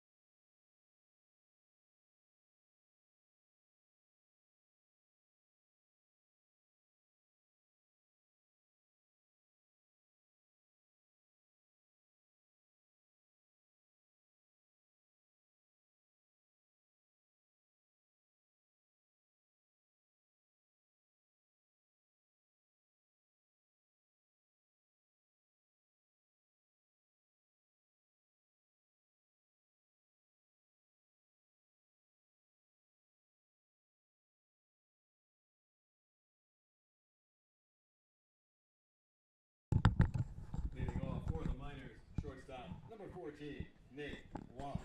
Nate Locke ready to go here. Top of the 6th inning. Miners still trail by 3. They have 6 outs to play with. James Hare ready to go. He came in during that jam, got out of it, only giving up 1 earned run. He looked pretty solid, as we mentioned in the last inning. The last time me and Luke called a James Hare outing did not end well. This one definitely started off on a better note. But it's about how he can string together inning after inning here. Nice relief appearance so far. He put out the fire. But it's how he comes out in the 6th and maybe even the 7th that'll dictate how do you grade his day overall. Is that a 1 fastball missed away? It's 1-1. Pitch from Hare. Fastball kind of lined to center field. On comes Ploppert to make the play, and there's 1 out. Nice play by Ploppert. Good jump. Read that all the way. That could have been a much harder play, but he did a good job. He did a good job with that. Number 9, second baseman, Dino DeMauro.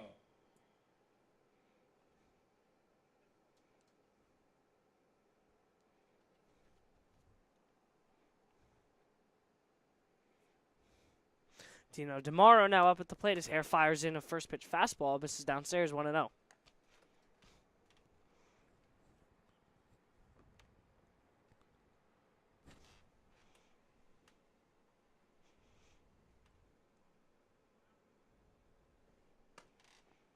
That fastball misses outside, 2-0.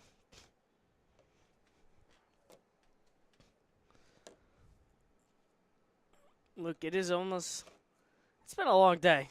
It's been a very long day here at Moody Park. A lot of action-packed baseball. We've had some blowout games and some good games. Yeah, for the most part.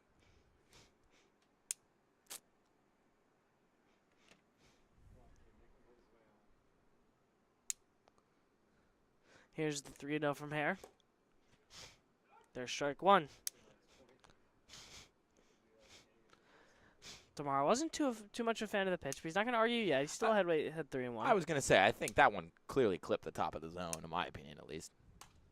So he rips this one into the left center field gap. That's going to be a base hit. That's kind of a ball don't lie moment there. If you're DeMauro, you're thinking, give me that call. Watch this. Bang. Single into the gap. Boosts his numbers more than a walk would. Number 10, the DH, Casey O'Brien. It's Casey O'Brien now due up. He's 0 for 2 on the day. Hare looking for the double play ball, trying to get out of this inning.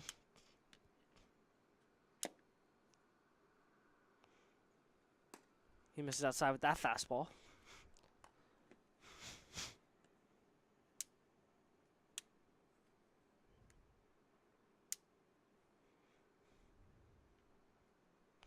Here's the 1-0 from Hare. Fastball fouled back. Hare is just much better when he's challenging these hitters in the zone. When he's making them hit the ball to get on base rather than just stand there and never take the bat off their shoulder. That's where I think that's where he's at his best at his pitchers. Some pitchers are better when they try to get guys to swing and they dance around the zone. Hare's better as a challenger. He spikes that one past Salmon. Runner's going to advance. It's DeMauro over to second base.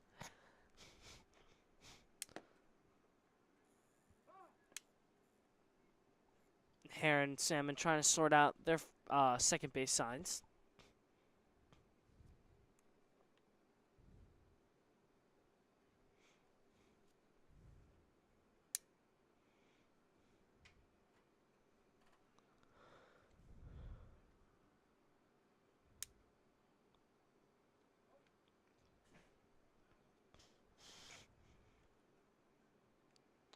Hare comes set. Here's the 2-1.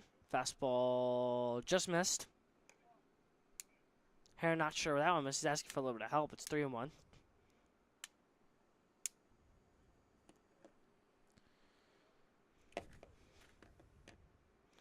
And here's the pitch from Hare. Ball 4 outside. So the Miners rolling now. Back-to-back walks.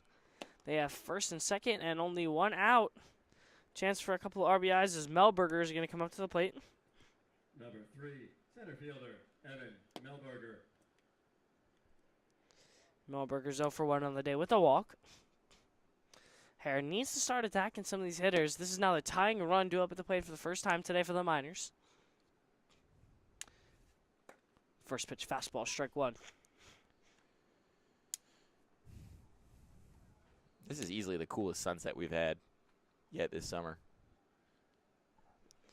Yeah, it beats it really beats the looking at the impending clouds of doom hanging over right field like the last time I was here. Hare whips in that fastball inside. It's 1-1.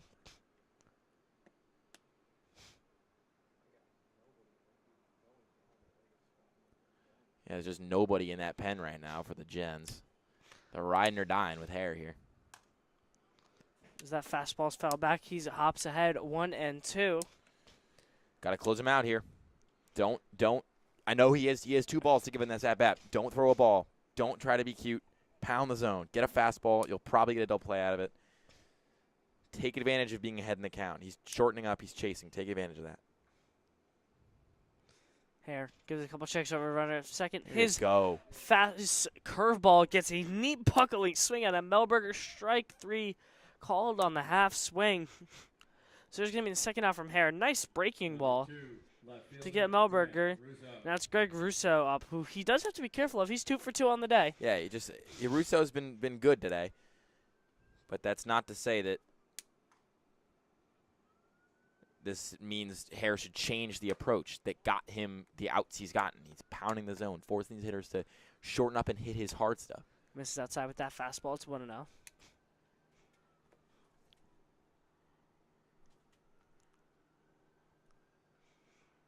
Here's the pitch from Hare. Fastball on the corner, strike 1.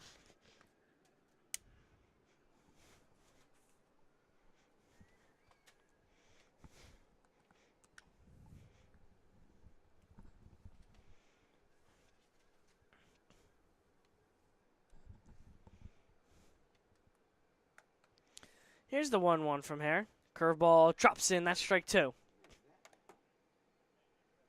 It's a nice pitch from Hare to steal a strike away.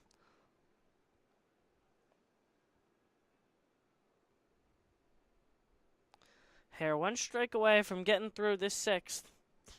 Here's the 1-2. Fastball. Oh, just missed. Inside.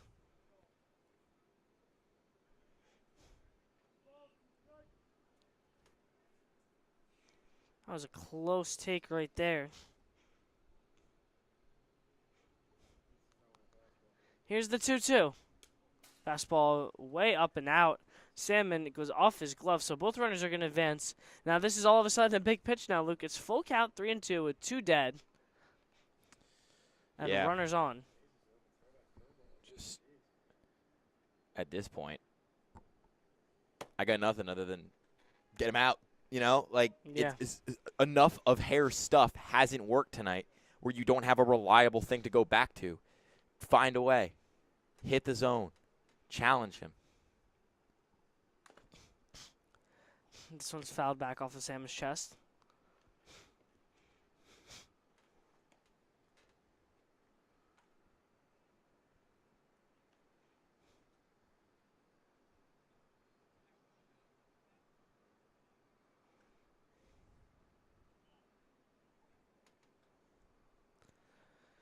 Here's the 3-2 pitch from Hare. Just love. Downstairs, ball 4.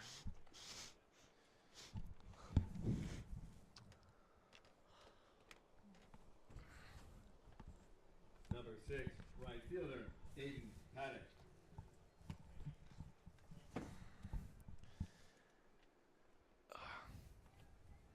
Aiden Paddock now due up 3 runners on, 2 outs. Hare trying to get out of the jam. He's making it as difficult as possible working into these counts. Hit him. Yeah. Paddock takes first base on the hit by pitch. The Miners score their 4th run. They only trail by 2. And oh man, are we close. Number 26, third baseman, Tyler Bennett. Ty Bennett now due up at the plate for the Miners. Trying to keep the rally going.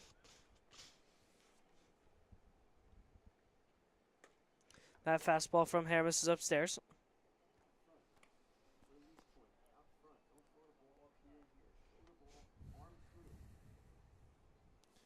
It just seems like Hare's not confident in his own mechanics right now. And it's rattling him and it's pushing pitches away from the spots he wants to hit them at. Nice pitch though, right there. Swing and a miss there. Generated by Hare.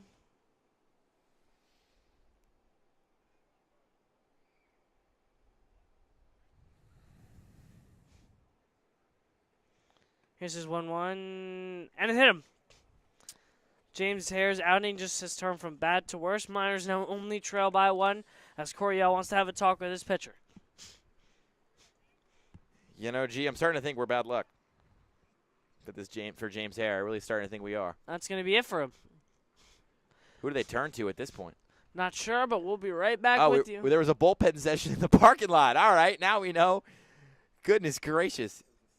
Secret bullpen sesh. Is that even allowed? Coach Coryell finding a way around the rules, like he always Of course does. he will. We'll introduce our new arm when we come right back with you after this quick break here at Moody.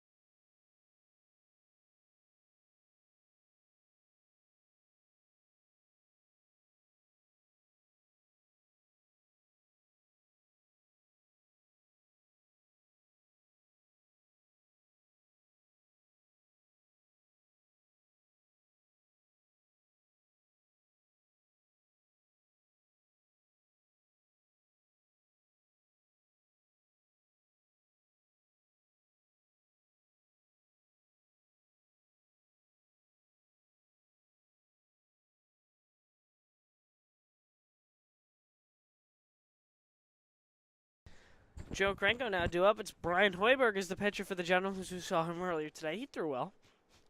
Yeah, and at this point, as long as he throws strikes, he's throwing as best as Coach Coryell can ask for. James Hare definitely didn't do that, and that's the second outing in a row where James Hare, let's just say, for lack of better words, did not have a good outing. I think we're bad luck for him. It breaks my heart. That curveball drops in for a strike. Hoiberg evens the count at 1 apiece.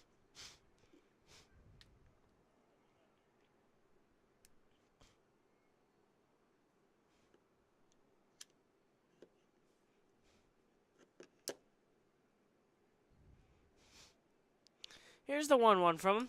Curveball fouled back. 1 strike away.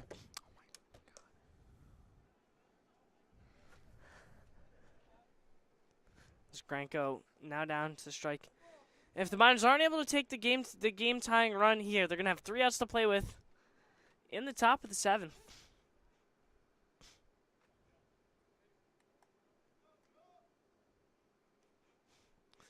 Here's the 1-2 from Hoiberg. Grounded up the middle. That's a base hit. Miners are gonna take the lead. Around from third and waving home, and safely as the Miners take the lead after the RBI single. Man, oh man, it's Paddock scoring from second on the Granco single. He moves to 3 for 4 on the day. The Miners have their first lead of the day. They lead 7-6. And in a game where it felt like New Jersey was finally going to get one, the Generals were in so much control for so much of the evening. Oh, the Mammoths won today. So Jersey got 1 win. So the Mammoths split today. But still, in a game where it felt like the Generals were in control so much, they just can't hold it down. In the top of in a 7th-inning game, they just can't get out of the 6th. This one's fouled out of play by Munley.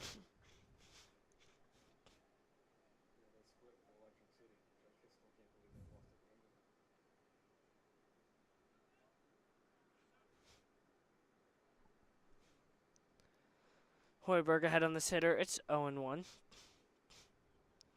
Here's the pitch. Curveball misses downstairs. Salmon able to block it. Runners will not advance.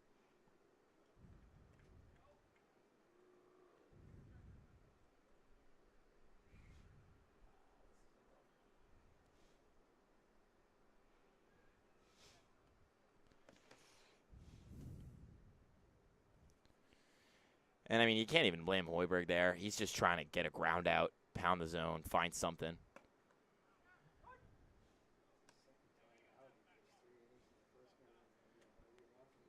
But, yeah, I mean, you tell him you're pitching 3 innings in the first game, and then you're done. He's going to gas himself out. And then Hare just couldn't throw a strike. Just couldn't. Not at all. This could be a bailout if it's fair. It's not. So it'll chunk down onto the asphalt back there. So there's 2 strikes on this batter. Yeah, still 1 strike away again. Just getting out of this inning.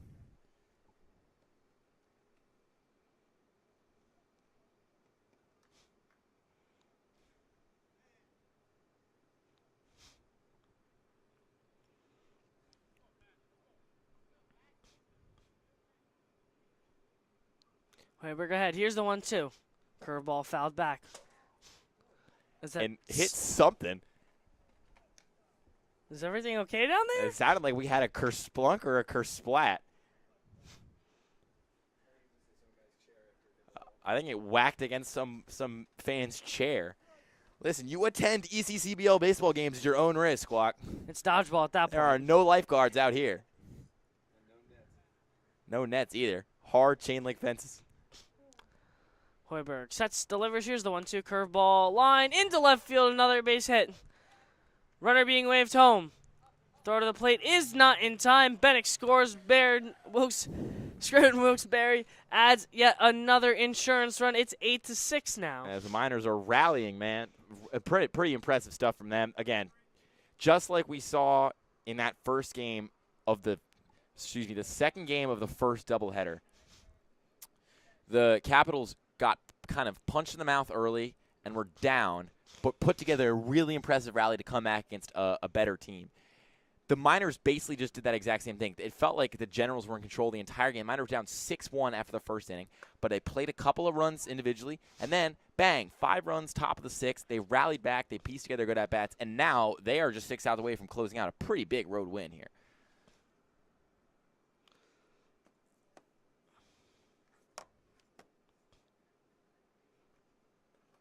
Hoiberg bounces that curveball. Pitch hitting for the Miners, number 33, Tom Rohan. Tom Rohan. Saw him be the catcher in the first inning. He's now the pinch hitter.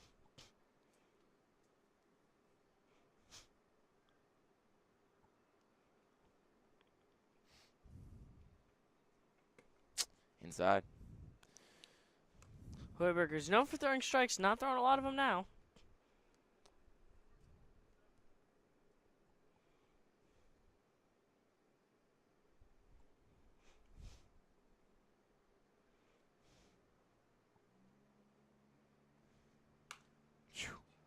There you go. Nice play at short. That's how you get out of the inning. About time. Line out over to Tomasetto. Finally gets the Gens out. Wilks-Barre able to take a lead. They lead 8-6 headed to the bottom of the 6th.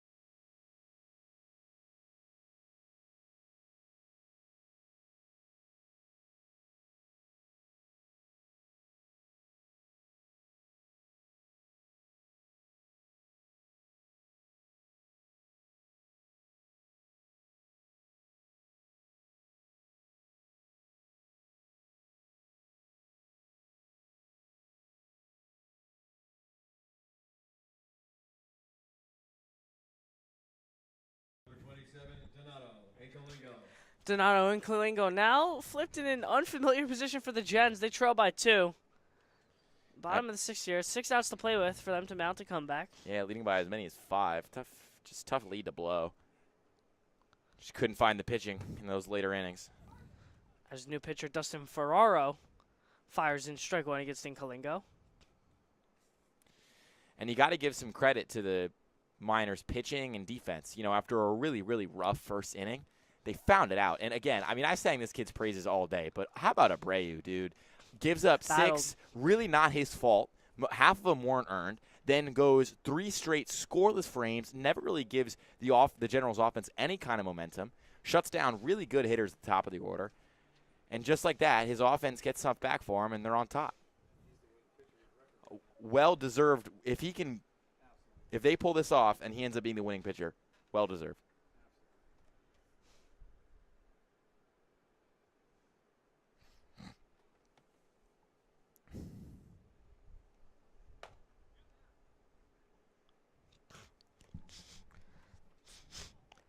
Ferraro's falling behind 2-1 on Incolingo, the leadoff hitter.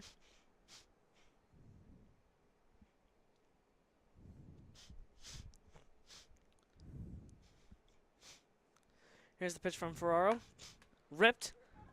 Down the line, that's going to be a fair ball, and Incolingo should have a double.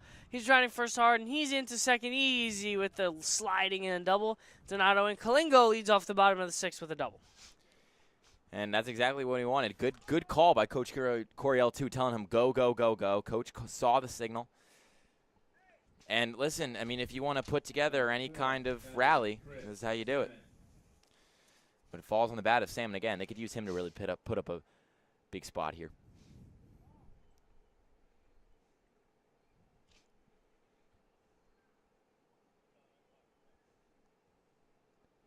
Brief mound visit, brief chat, but you got to think the confidence remains in Ferraro to get through this.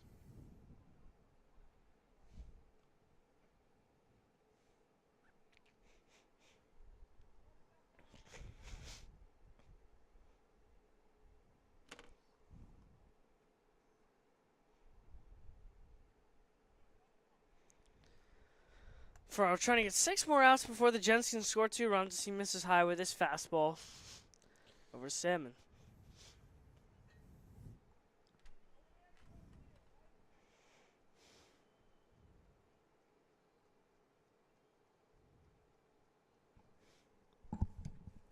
Here's the one from Ferraro. Fastball misses upstairs, 2-0.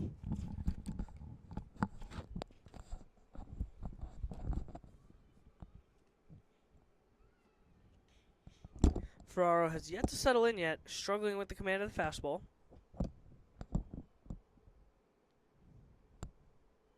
Here's his 2-0 offering, swing and a miss from Salmon. Salmon really dug in there, tried to send that one to Narnia. Couldn't catch enough of it, and that's the kind of swing that can also kind of throw off your rhythm and timing. When you shake out of your shoes that much, you're not going to be as on the next pitch. 100%. Tough to try and get back in that groove. 2-1 from Ferraro. Skied up in foul territory, giving room towards the fence, and a nice catch over there at third base from Barrick over there. So the first out of the inning from Ferraro comes via a pop out, and the Gens are left with 5 outs. Number 34, left fielder, Alex Bischoff. They could use another nice big double from Bischoff, something in the gap, something line. He's 0 for 2 today. It's now or never, really, if you're the Gents. Bischoff fans that first pitch fastball from Ferraro. And I know they still have that 7th inning, but I don't think they've displayed enough consistent offense for me to confidently say they will have a real chance like this, a runner in scoring position in both of these innings. This is when you rattle a pitcher. This is how you get to him.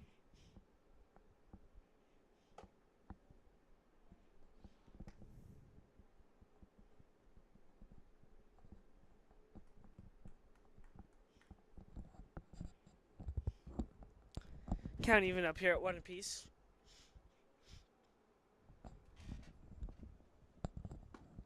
Bischoff watches that fastball in the corner. It's now 1-2.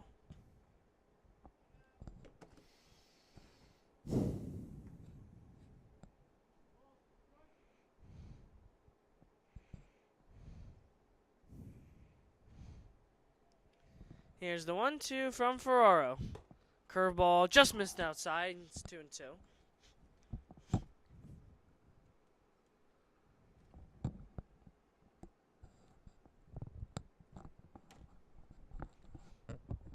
Ferraro trying to get something going here. Curveball clips the corner. Strike 3 call. Bischoff not a fan of the call. Nonetheless, Ferraro registers his second out via the K. And now there's 2 away Gens with 1 out left in this inning and 3 more in the next to try and mount the comeback. Third baseman, Luke Dwyer. It's going to be a tough loss for a Gens team that came in this doubleheader 5-4-1. And just within striking distance of first place in that Southern Division. But 2 losses at home to a 4-5 or a minors team that was 3-5 and is now 4-5. Not something that's going to make Coach Coryell happy much at all. No, not at all. Here's the 1-0. Scoots inside. on Guire. It's now 2-0.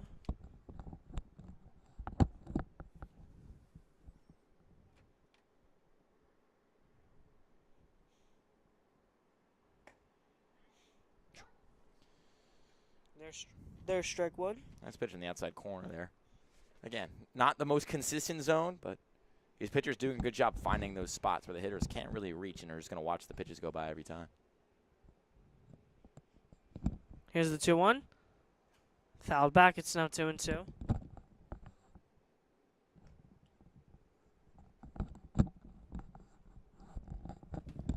For one strike away from getting out of this inning.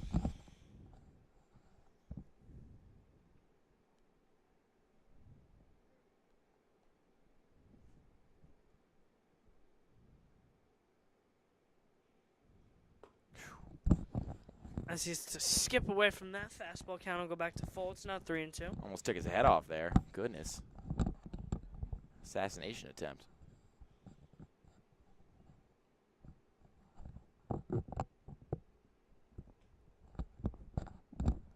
As here's the full count pitch from Ferraro. Fastball misses inside. Runner's going to slide over there. Says ball's in the dirt, so he's safe. So runner tried to steal. And he's going to get over there successfully. Coach Coryell probably not saying the most constructive, positive things to Inkalingo, but at least you didn't get hosed down. That was a close one for sure. As Guire drew the walk, and now Jorgensen due up. Trying to scratch one, if not two runs across, is Dane Jorgensen. Let's have a double into the gap. Let's make our nights longer. How about that? I don't know about that one. Let's play some free baseball. I don't know about that one, but we'll see. Jorgensen watches the first pitch fastball in the outside corner. Here's the 0-1 from Ferraro. Fastball just missed outside. Thought that was a strike.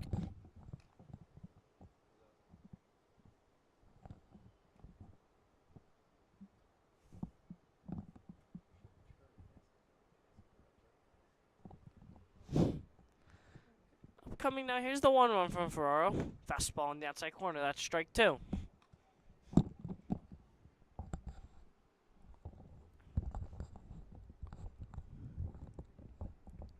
Ferraro comes set, trying to get out of this inning. Here's the 1-2 pitch. Fastball fouled back.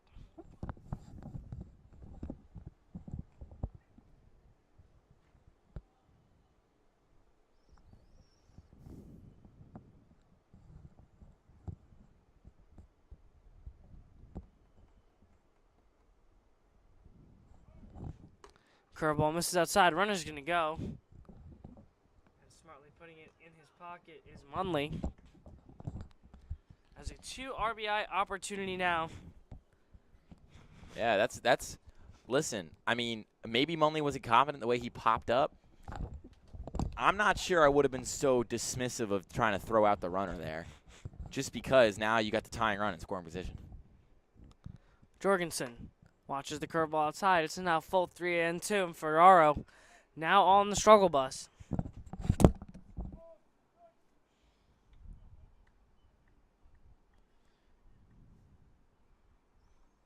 If I'm Jorgensen here, I don't want to end this inning staring at a pitch. 3-2. Swing and a miss, strike three. Ferraro finally able to get out of the jam as he holds down not one but both runners. Miners still lead by 2, headed to the 7th. No runs, 1 hit. There were no errors, and 2 left after 6.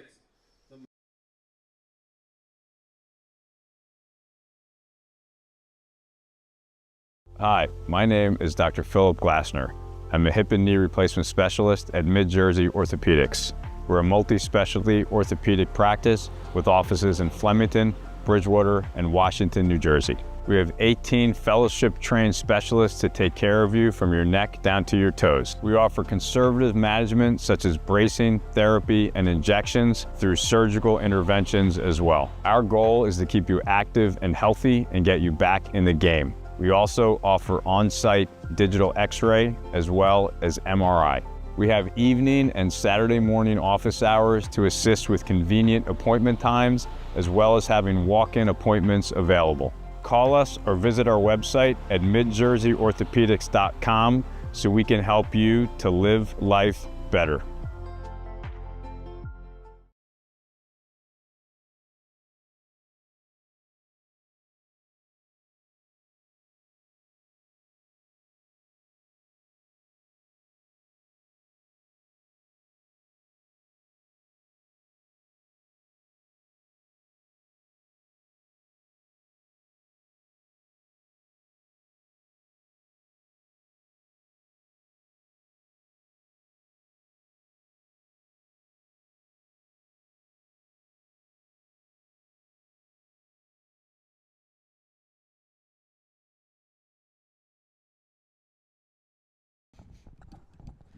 And to the top of the 7th we go. Miners trying to add on to their already lead. Nate Locke is going to take his plate in the box. Miners lead by 2. It's 8-6 in the top of the 7th. Hoiberg still remains out there on the mound. So his first pitch is a curveball. Missed. It's ball 1.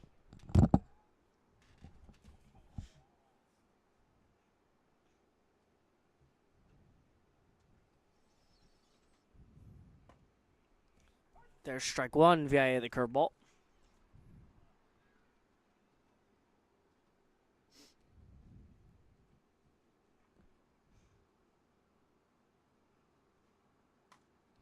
As that one's fouled back by Locke. It's now 1-2.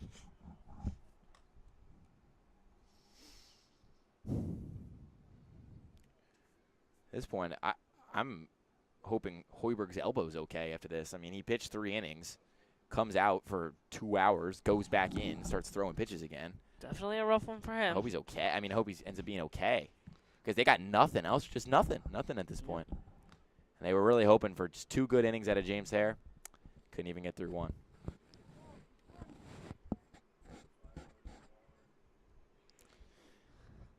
I mean, Hoiberg's still in the driver's seat, 1-2. In a league like the ECCBL where Moody hops and errors happen all the time, as if on cue, where Moody hops, errors, kind of funky fielding plays happen all the time. To give up 5 runs in an inning and have them all be earned is really, that's just a tough look. That's a tough thing to have happen and still have aspirations of being a winning baseball team.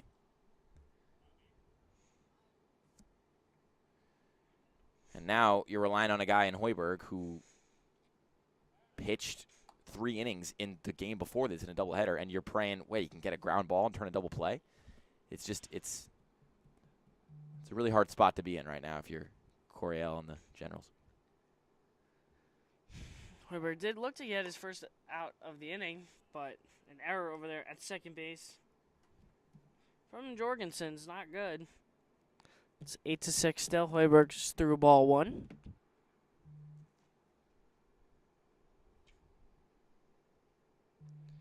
Here's the 1-0 from Hoiberg. He tries to lay down the bunt. It's going to be fouled back. Is DeMauro.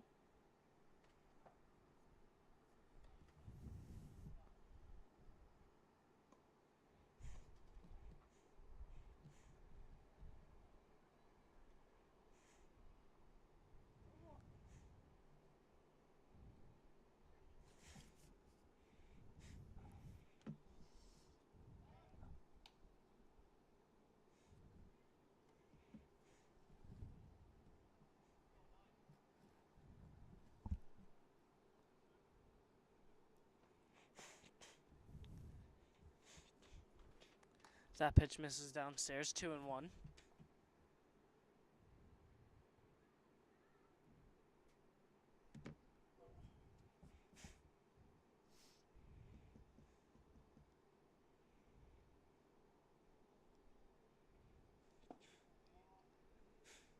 That pitch is downstairs, now 3-1.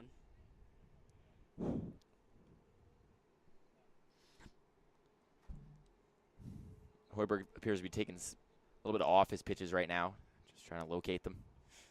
Understandable. Arm might be a little worse for wear after today. Oh, he's gonna need a long rest. Tell you that after today.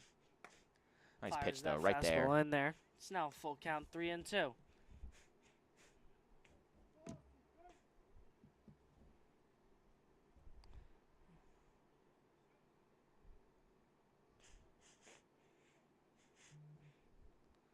As here's the full count pitch from Hoiberg.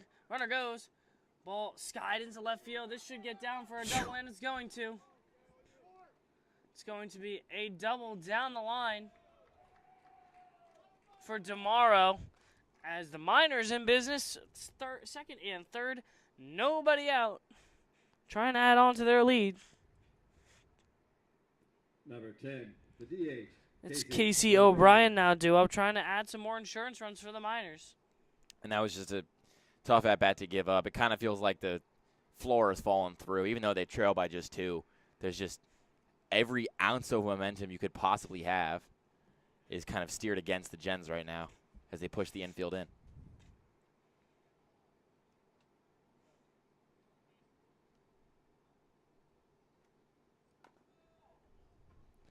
This one's grounded back to the pitcher. Hoiberg fields himself. Nice play over to first as he holds the runner. That was a pretty impressive throw by Hoiberg. I mean, think about in your life, how many times have you seen a pitcher get a ground ball like that and then sail the throw over to first? That was risky that he even threw that, and he drilled it right over the first baseman's glove. That's how you pick up an opening out. Melberger.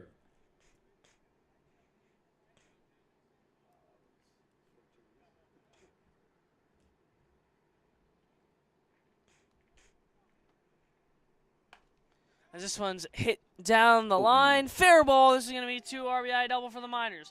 They're going to add not 1, but 2. He's pushing in for on third. the Melberger hit. Melberger going to 3. He's going to slide in there. And Hobie out. Wow. Nice relay over there by the Gens defense, but both runs will score. Melberger has a 2 RBI double, gets hosed up going to third.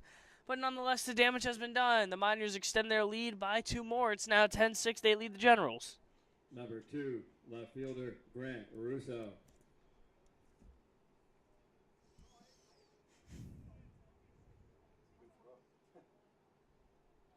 Yeah, those are really good relay from right field to shortstop, bang on over to that's exactly how you draw it up.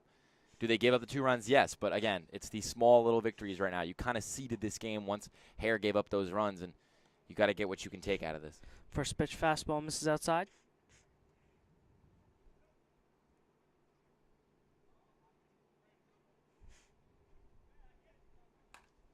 This one's roped over to shortstop and a Moody hop. Or rather, a base hit goes over the hand of Tomasetto. So 2 out base runner. After leadoff hit by Rousseau. He's been unreal today. That's his 4th hit on the day. Number 6, right fielder Aiden Paddock.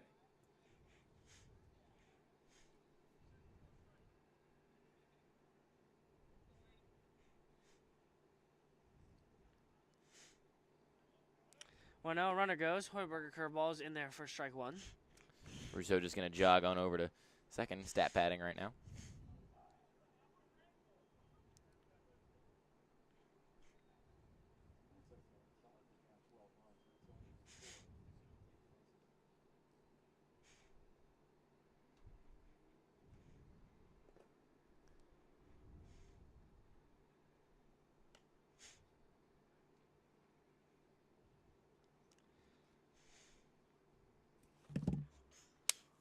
As I just got bit by a bug up here in the booth.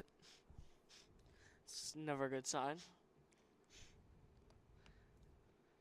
Here's the 2-1 from Hoiberg. This one's going to be skied out into right field. Coming on to make the catch is in Kalingo, and that will do it to the Gens. Not able to throw up a 0. They surrender 2 more runs. Miners now lead by 4. 3 outs left to get for them before they close out the Generals. They lead 10-6, headed to the bottom of the 7th.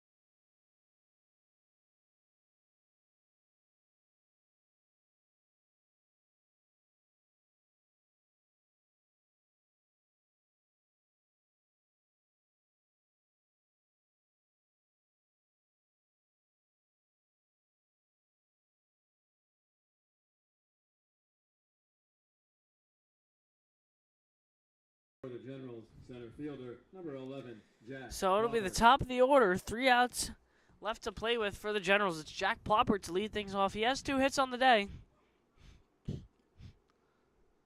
Ferraro still out there for the Miners as he misses upstairs with that first pitch.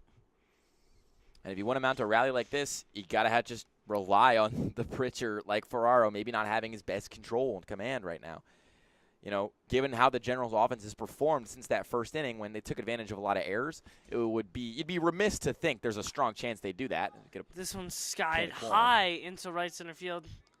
Need some communication between the right and the second baseman, but it's the right fielder Paddock coming in, calling off Tomorrow as there's the first out. Yeah, that was almost a disaster over there in right field. Tomorrow almost wiped out Paddock as right fielder. But nonetheless, they get out 1 of 3. Cano Pitzell ready to go as he steps in with 1 out. Gens still need 4 runs to keep playing baseball, 5 to walk it off. That first pitch curveball just misses. Thought that was a strike.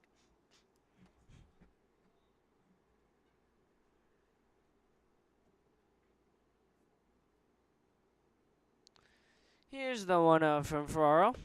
Curveball hooks inside there. It's 1-1.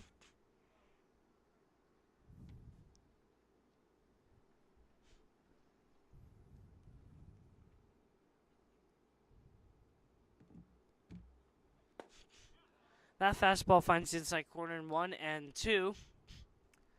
Cano Pitzell falling down in behind the count. Here's the 1-2 from Ferraro. Curveball grounded over to second base. Over comes Tomorrow. Nice and easy throw over to first base. He got him 2 dead. I will say I'm gonna give a lot of credit to Cano Pitzell there. He hustled that thing out. That was a lot closer than it could have been. You could be really demotivated right now after blowing a lead like that, especially with those 2 insurance runs tacked on the top of the 7th. But he just gave Coryell a hard 90 to get over the first base and almost beat that thing out.